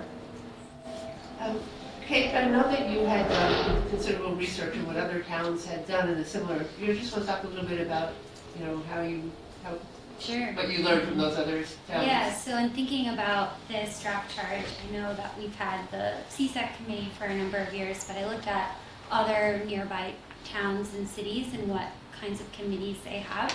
And there's a pretty broad range. So you see that, you know, some towns like Lexington have, you know, green energy and net zero and very specific charges around specific sustainability topics, or just sustainable energy or energy and sustainability. And then you see that some communities that I think maybe are a little further along in their sustainability journey, so to speak, like Cambridge, have these kind of climate action or climate change action or something to do with climate, and they seem to have kind of broadened the scope of their committee and are addressing a lot of things that fall within that. But there definitely is a pretty broad range, I think, depending on kind of when the community set out to address these issues and what the specific interests were in town. And there is some state funding potentially for some of these efforts. Yeah, so as part of our participation in the Green Communities program, there's ongoing funding available for looking at energy efficiency in our municipal buildings. We're applying for a grant through the state to address our climate resilience, and that's a new program called the MVP, Municipal Vulnerability Preparedness. So those are the two that will be kind of official programs that we'll be part of. But there's, you know, always ongoing things that come and go through different state programs in particular.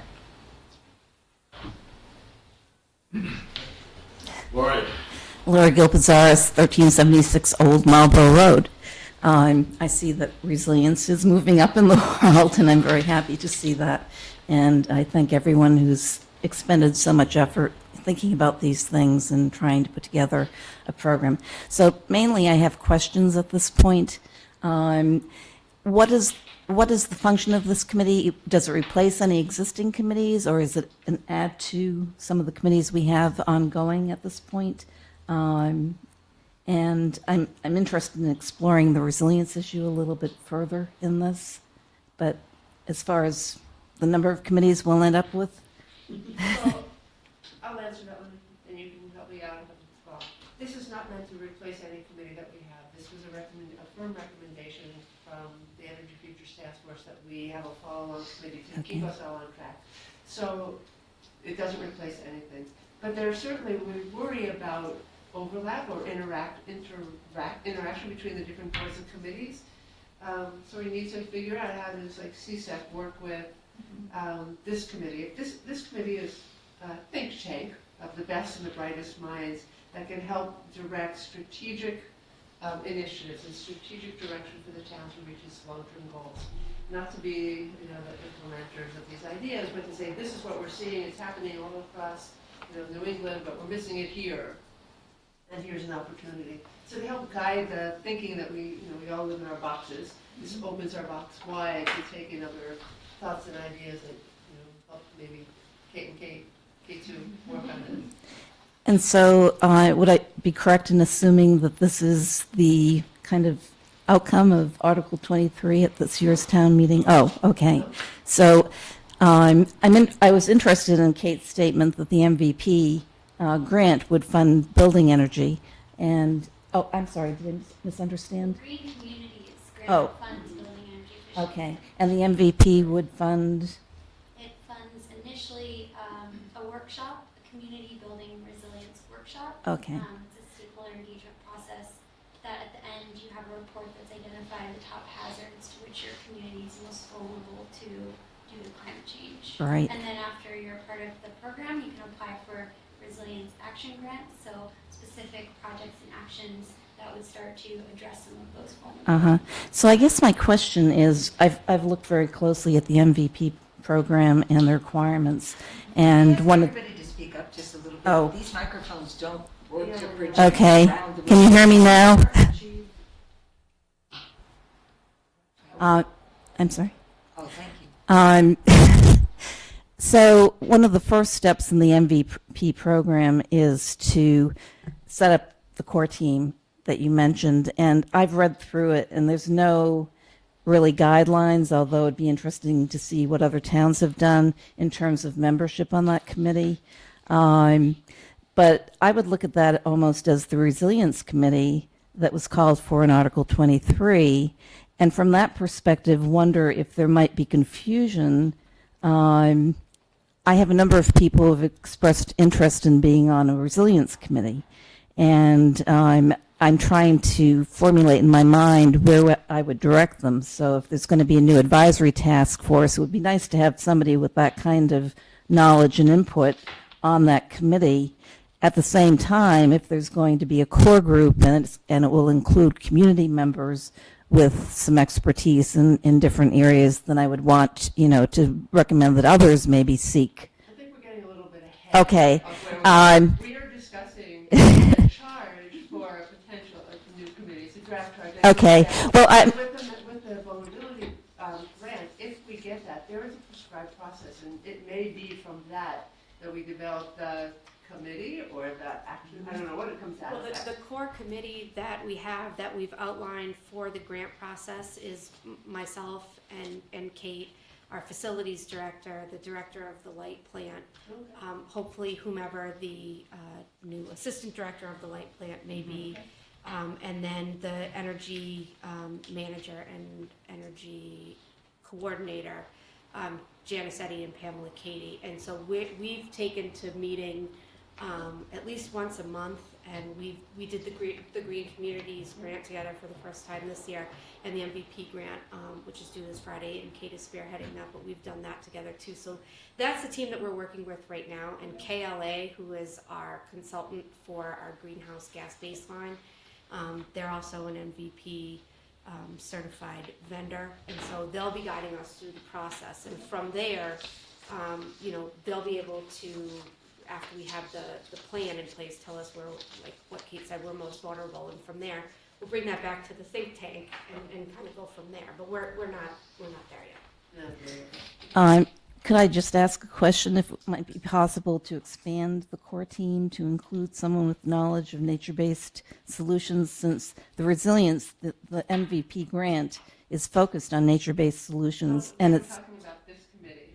Okay. Well, it's just that. I know you're interested. I think that will be considered for sure. And I think we should include it with, if we get the MVP grant, there's a whole lot of stuff that we'll be working Right. on. I understand you're interested in having someone with a background in the biosystems that could help, and I think that's an important voice to have. Right.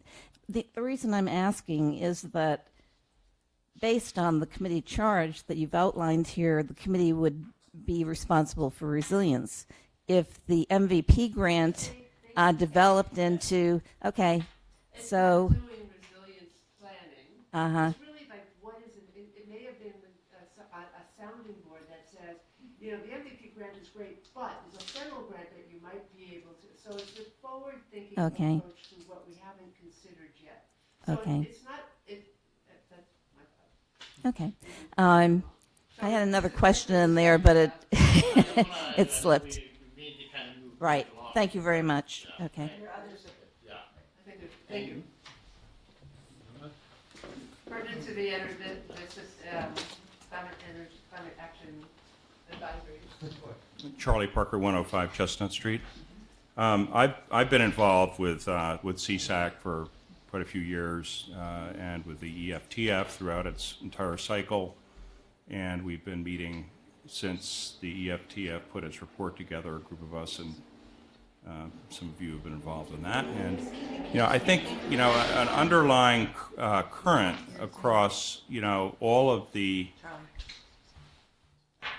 Right there. Microphones don't amplify. So an underlying discussion or set of issues throughout the process has been, to what extent do we, getting back to the sustainability point, to what extent do we have a broad mandate and a broad approach, including a lot of sustainability principles that, and sustainability activities that can, from time to time be less definable, or to what extent do we work on a more highly focused approach that addresses the major thrust of the Greenhouse Gas Solutions Act, GHSA, from the Commonwealth. To the extent that we stay focused on energy and on greenhouse gas, we may stand a better chance of getting something done than if we go broad. And I think that, what I picked up on in looking through the duties were some items that I thought, could potentially broaden the mandate in a way that makes it difficult, perhaps, to achieve the overall objectives that were outlined by the EFTF, namely the 25% reduction by 2020, the 80% reduction by 2050, and so forth. So when you get into climate resilience and hazard mitigation tools and strategies, you're talking about dealing with the effects of greenhouse gas rather than the cause of our climate issues. So do we want to deal with the causes, or do we want to deal with the outcomes? And can we deal with both through the same committee and through the same process? I would maintain that the skills and competencies, knowledge, and so forth, and activities that are involved in the resilience and hazard mitigation side of the equation are significantly different than the ones that are involved in the greenhouse gas and energy management side of the equation. If you could do both through one committee, well, that would be good. But I think my take on it is that the practicality of that is what really ought to be discussed, and the need for us to make sure that we really do get something done rather than simply talk about this a lot. I think that, just in closing, I think the way the EFTF framed the goals and the way town committee framed the goals, I thought it was all very well done and very well contained and very specific to these numeric goals, along with methodology to measure and a committee that would advise to that effect. How do you measure climate resilience?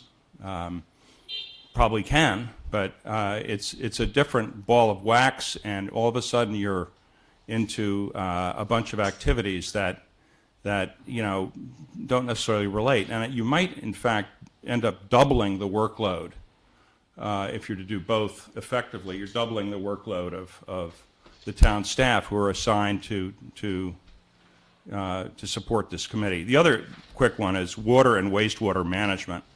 I would caution somewhat on that. I think that Public Works, the Public Works Commission is really responsible for that. I think that ought to have a caveat that it is going to be more specific to embedded energy, not things that people could get interested in, like water conservation.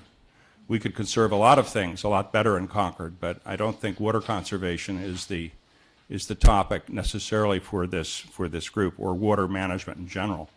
Remember, the sustainability director has all of these things under her position, and this is an advisory board for the sustainability director. And I understand your point. Well, and I think we should consider them and have that as part of the conversation. I'm just going back to what I knew the EFTF to have done, so that's just my take on this. And it doesn't mean that these things are bad objectives. They're certainly worthy objectives. It's just that, can you do it all? Other comments?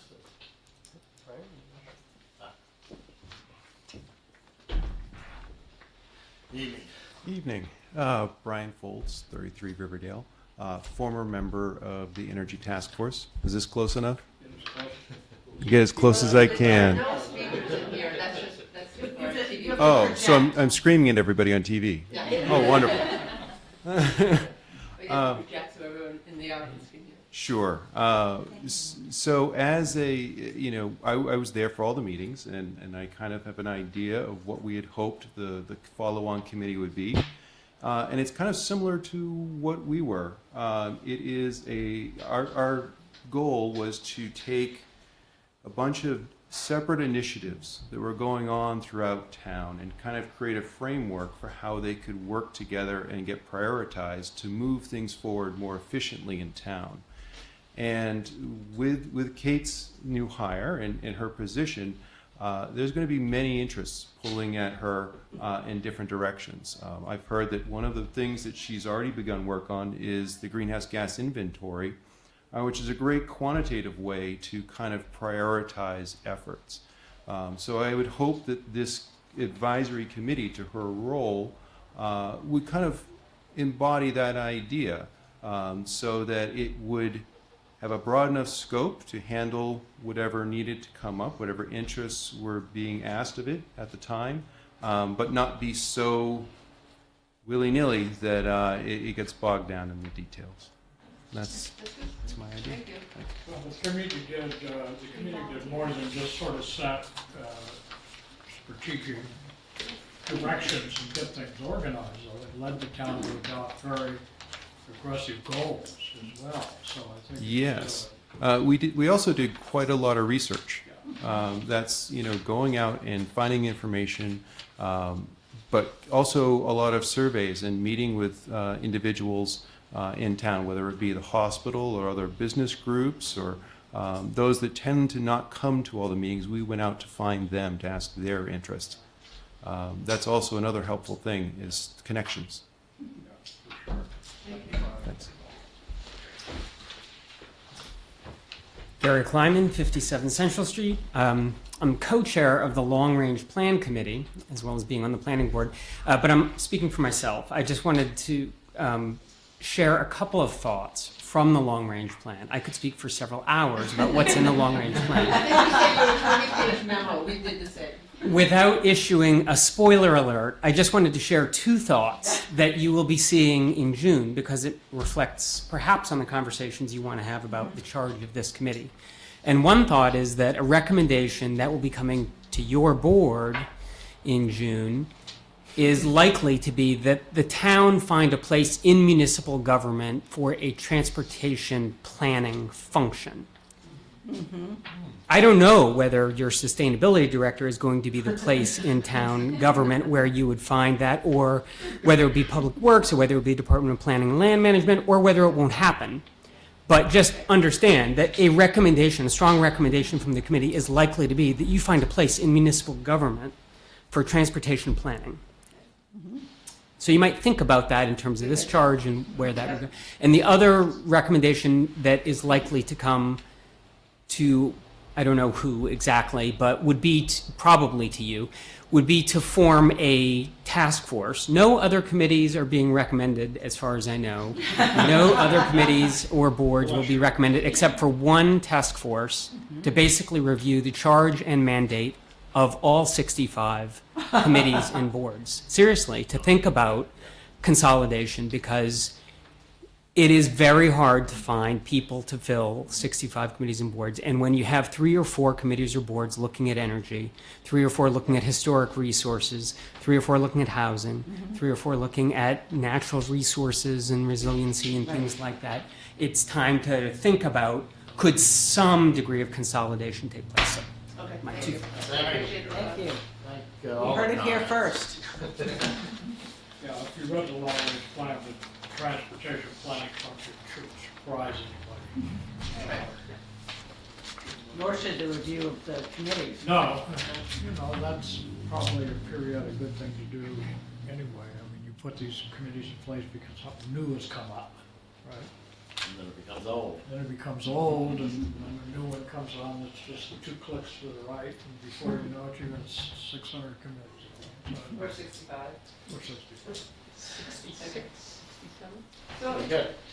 Evening, John. I don't know whether you need anything further, or? So I guess what I'd like to do is, we have written comments, we've had comments. I'd like to, think about how to incorporate them into another version of this.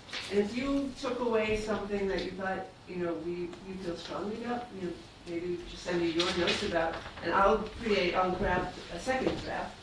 I'll be working with Kate and Kate, and see that we make their, and Chris, you probably should be involved in that too. Just send to you. Right, yeah, just send to me. And if anyone else has additional comments that we haven't talked about tonight, if you want to send me an email, please do so, and we'll consider that in the next draft going forward. Well, the memo we got from Charlie and his colleagues is pretty explicit. I mean, Yep. to the point. And there's also, the letter that came, or email that came earlier today was signed by several people, Fran Cummings, Charlie Parker, Boucher Cookman, and Warren. Yeah, that's what I'm talking about. Yeah. A lot of progress. I think. Yeah. Terrific. So we will move on. We've got two Thank you. hopefully quick items. One is to confirm the 2018-19 board liaison.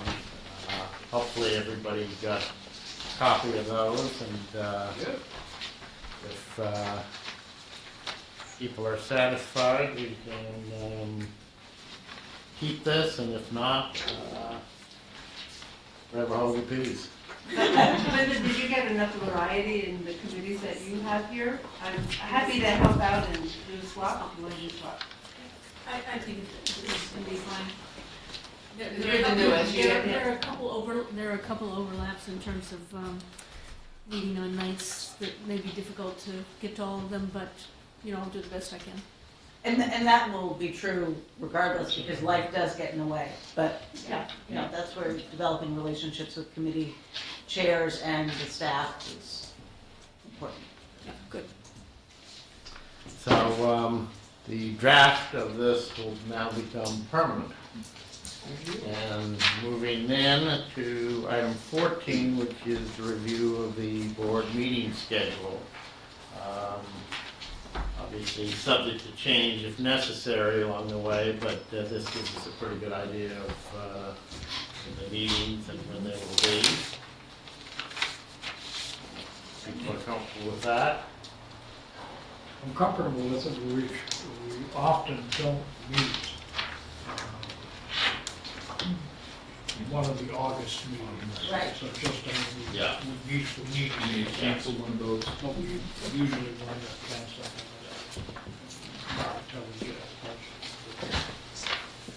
Is there, may I just ask as a new person here, is it usually the second one that gets canceled, or it doesn't, you can't predict it?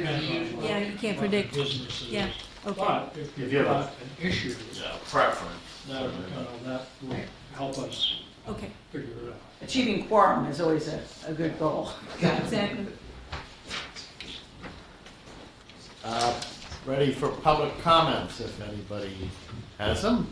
Yes, please, come forward.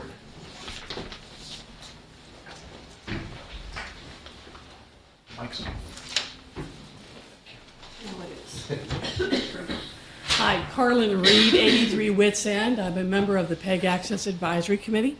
And I can't speak for the committee itself because we haven't officially met yet, but I have, speaking on my own behalf, a couple of updates for the select board. We are expecting the school committee to appoint its person probably May 20th, I think, is when the school committee is going to be making their selection, because we have the Carlisle town election coming up tomorrow, and that's when they'll have the full regional school district board. With the school committee appointment, we will be reaching our fourth member, and that will be a quorum, and hopefully we'll be able to have a meeting. I have suggested and floated an idea for a tentative date for that first meeting of June 14th, and I've spoken to Andrew about it. It would be here in this room, 7 p.m. to 8:30. That's roughly what we expect to do. We'll see how things actually turn out, but that's my target. Also, in the meantime, I've been doing a little bit of training for myself. I went to a PEG Access training program last week, which was quite insightful. And I have a number of ideas that I'm eager to share at appropriate moments. The most important items that I've learned are two things. One, it's extremely important for a PEG Access organization to maintain the corporate formalities, including following one's bylaws. I'll be looking at this in particular because I have some questions about that aspect. And the other aspect was it's important to make sure that you're watching what you actually broadcast, because you don't want to violate any copyright laws. That was not the area of discussion. In addition to doing this PEG Access training program, I also just now came from a meeting of the Council on Aging board members. They just met today at 5:30, and I got a little bit of an earful of complaints about the way the PEG Access program is being run, because it's not airing the programs in appropriate and prime time slots for the elders who want to watch, not just on video on demand, but actual live programming. So programming time slots is an issue that I'm learning about. I'm also learning that there is a designation within the comprehensive long-range plan called age-friendly designation. Age-friendly designation, it's a new piece. And that as an age-friendly designation community, public access is a component of that. So it's becoming important within that sector. I'm not quite sure what that designation is. It was the first time I'd heard about it. But it is a piece of it. I assume that's a seniors-based, age-friendly, not a... That's my Age-friendly understanding. community received a designation. Right, I'm thinking versus children.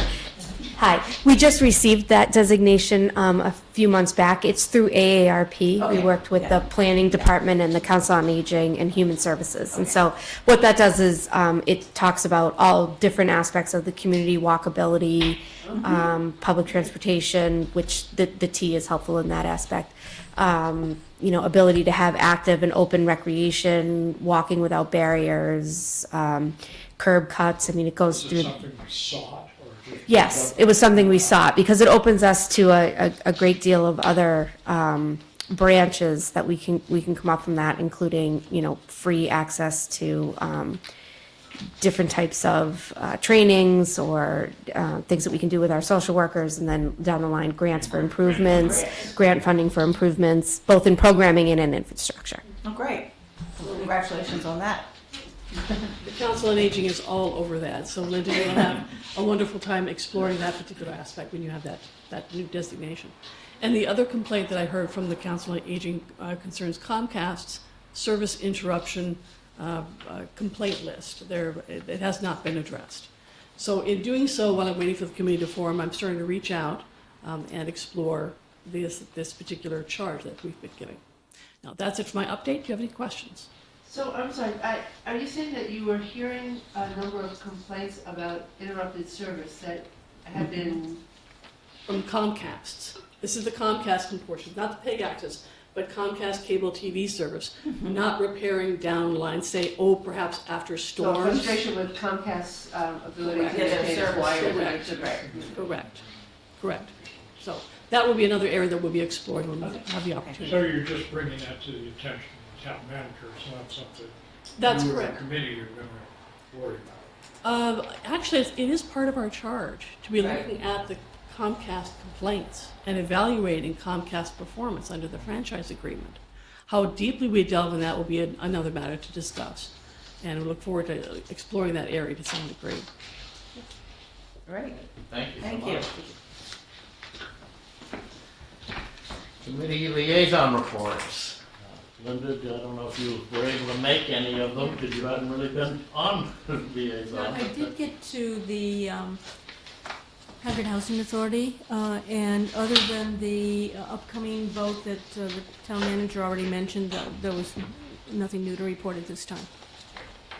I attended my first HATS meeting, which was very interesting. There was a presentation by the head of Massport, and the director of the Logan was there, and the director of Hanscom was there, and it was pretty interesting, and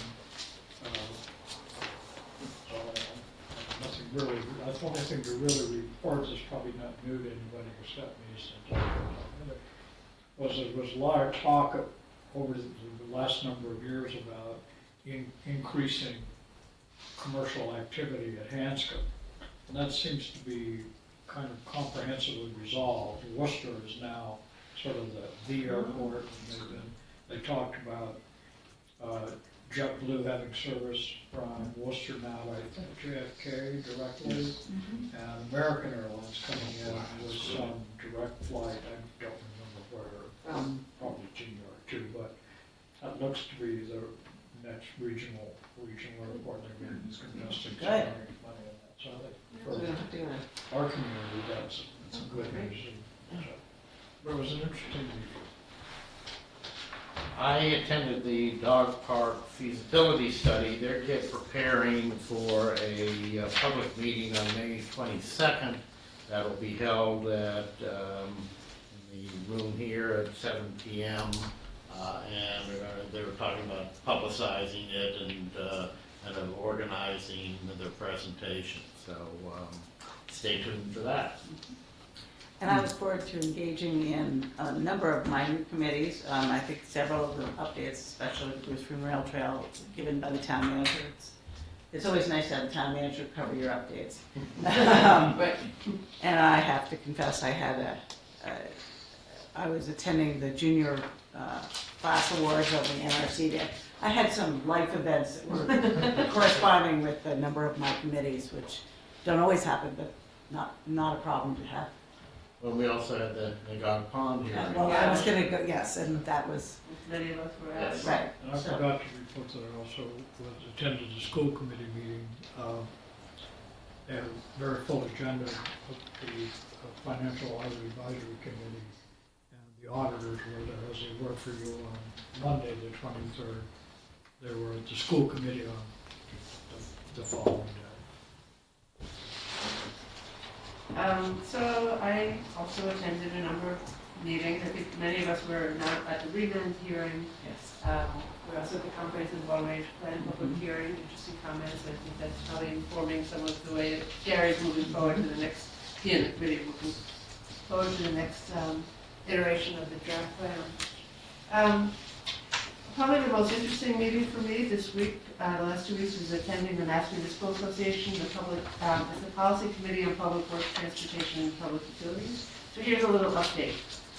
The House approved a one-year, $200 million Chapter 90 bond bill. The Senate had approved something bigger, and it got scaled back in the final joint committee meeting. The omnibus energy legislation, you probably read a little bit about this.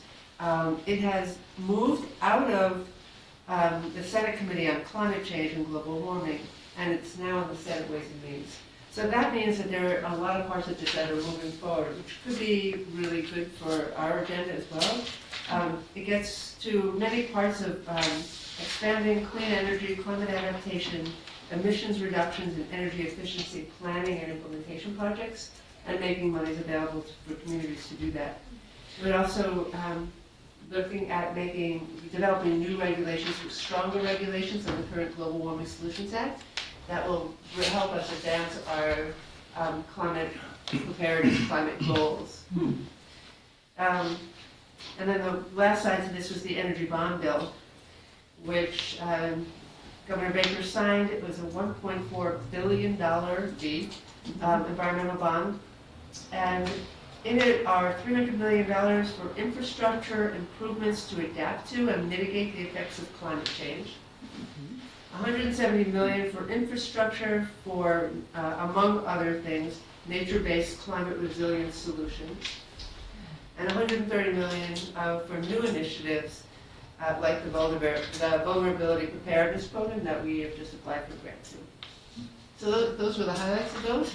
And they're clearly seeding a lot of this work for climate resiliency, climate mitigation in the public works, who are building our roads and building our infrastructure to help us manage. So that was probably the best meeting. Oh, and one last conversation I thought I'd circulate for you guys.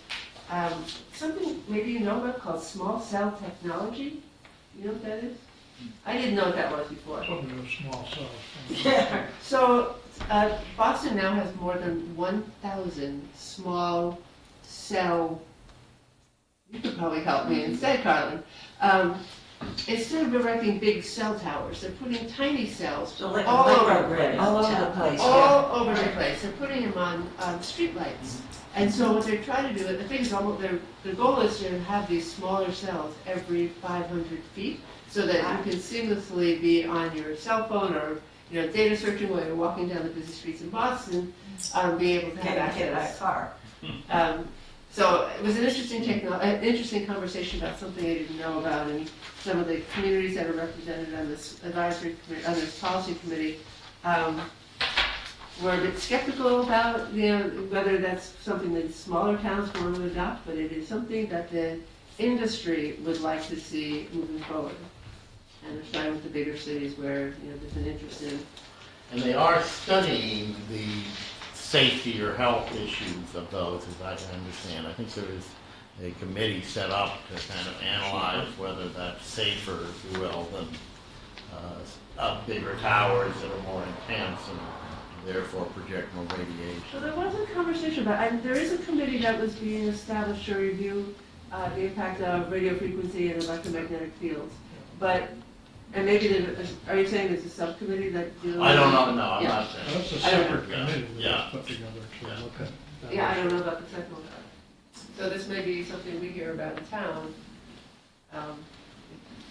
Proposal comes in. And so far, that what we've been hearing is that in Boston, the companies are not necessarily playing nice and co-locating on the light poles or the utility poles in Boston.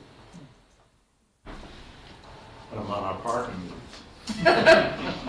Make them work. So I think that's probably the highlights for my week. Okay, well, I guess now we are ready for committee nomination. Miscellaneous correspondence, do you have anything? Oh, yes, I'm sorry, if I pass, and I do have something, so I don't know whether anybody else does at this point would like to. I received a letter from Bill Montague suggesting that as a town or as a board, we should honor outstanding independent retailers in Concord. He suggested four. One's been here for 108 years, the other 83, another 73, and Farrell Farm 100 years this year. What I've suggested and is that have Mike, who's kind of been organizing the businesses in town, look into this and see what sort of structure or guidelines we might want to have. Happy to. I think it's a good idea to recognize our retailers, especially folks who've been around for a long time, like so I'll be happy to do that and do some activities for Yeah. the 200th century. And so what is it, how would we do that? Proclamation? I might do something just annually to recognize some number of retailers or those who have been here for, I don't know. So what happens when we run out of the, We start over. We recycle. I'm just curious. We do 2 a year. We'll get Bill, And they're we'll get Bill to running write 100-year-old. another 10 years. I just wanted to draw the attention, in fact, Brian was here, but he's just left. He provided us with a very extensive report from his synopsis of the Mass Division of Energy Resources final report on the electric school bus pilot that Concord participated in. And we are continuing to work with DOER on piloting vehicle to bus and vehicle to grid functionality over the next year. And I will just quickly surmise that in addition to Tom's amusement on the fact that while electric vehicles were known to be so quiet, the assumption that the kids riding in our electric school bus would be quieter as well, that did not actually prove to be true. And as a mother of high school aged child now, it doesn't surprise me at all. But it also, the overall takeaway I had was we were ahead of the pack. We're still ahead of the pack. In fact, I think we were ahead of the technology. And there are some bumps being worked through. But I think that we're in a really good position in Concord to be considered as an early adopter. And strong suit usually. Yeah, exactly. So I imagine that, again, the vehicle to bus and vehicle to grid options, which I hope that the transportation suggestions from the comprehensive long-range plan will think through. The only concern that I noted here that is of significance here, and I don't think that this board can do anything about it, but we might want to share our thoughts with our fellow school committee members, is that the greatest opportunity right now identified for money going towards new electric school buses is coming through the Volkswagen settlement, and is aimed at a replacement of the oldest diesel with, therefore the dirtiest diesel, with new electric. And because of the availability of that and our retirement schedule and replacement, we could easily get ahead of the access to that by replacing our old diesels more quickly. And maybe some creativity on our end might delay the replacement in a way that might allow us to take advantage of that, thereby moving towards an all-electric bus fleet faster. Did we just buy 6 new diesel buses? We did, but apparently we have a very aging fleet, and there's a timeline established. But I think that there's been discussions about leasing options, for instance, for some of our buses. Maybe that's a way to think through opportunities not to purchase until there's a new technology out there available. Sounds like perfect for the transportation I was planning. imagining with that, and to work with Wade and Busa over at schools and so on. So that's my. Okay, I just. One other thing for Yes, miscellaneous, sorry. the letter of support for the MVP Yes. program.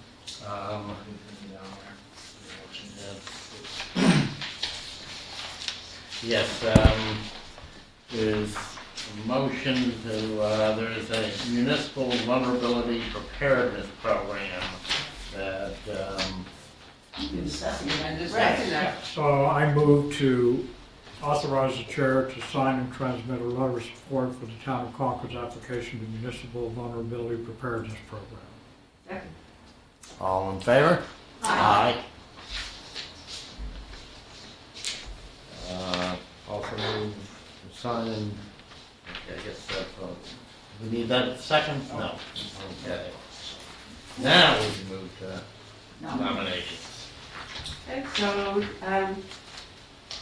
we nominate Nathan Bozdet of 151 Hubbard Street to the Planning Board, Robert Abraham of 81 Plainfield Road to the Hugh Cargill Trust Committee. That does not require a second. Right. And I have actually 3 nominations for the West Concord Cultural District, which Great. we're going to extend the agenda to include. I nominate Amy Kaiser of 294 Commonwealth Avenue to the West Concord Junction Cultural District. I nominate Kate Yoder of 79 Deergrass Lane to the same committee, and Ann Sussman of 534 Old Marlborough Road to that committee. And how many do we need on the committee? We need one more, and that is a full committee. Great. So we have 4? Yes. No, we were, actually, we have 3. 3. It's a committee Three of down, 9. we'll have 6 on the 21st. Oh, one more for 7, right? So 3 plus these 3. Right. Yeah. Committee appointments.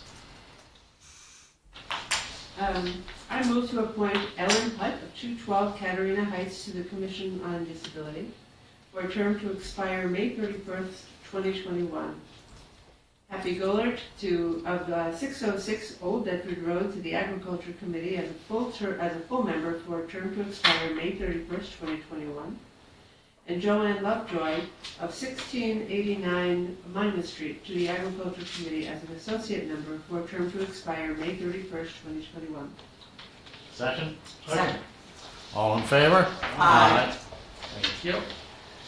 Now, we have a motion to adjourn to I move executive to session. adjourn to executive session for land acquisition, collective bargaining, and employee contracts not to return to open session. Second. And the executive sessions needed to protect strategy discussions affecting litigation on the stated matters. And this requires a roll call vote. So, Linda? Aye. Aye. Mike? Aye. Aye. Aye. Thank you all. Thank you very much. Good night.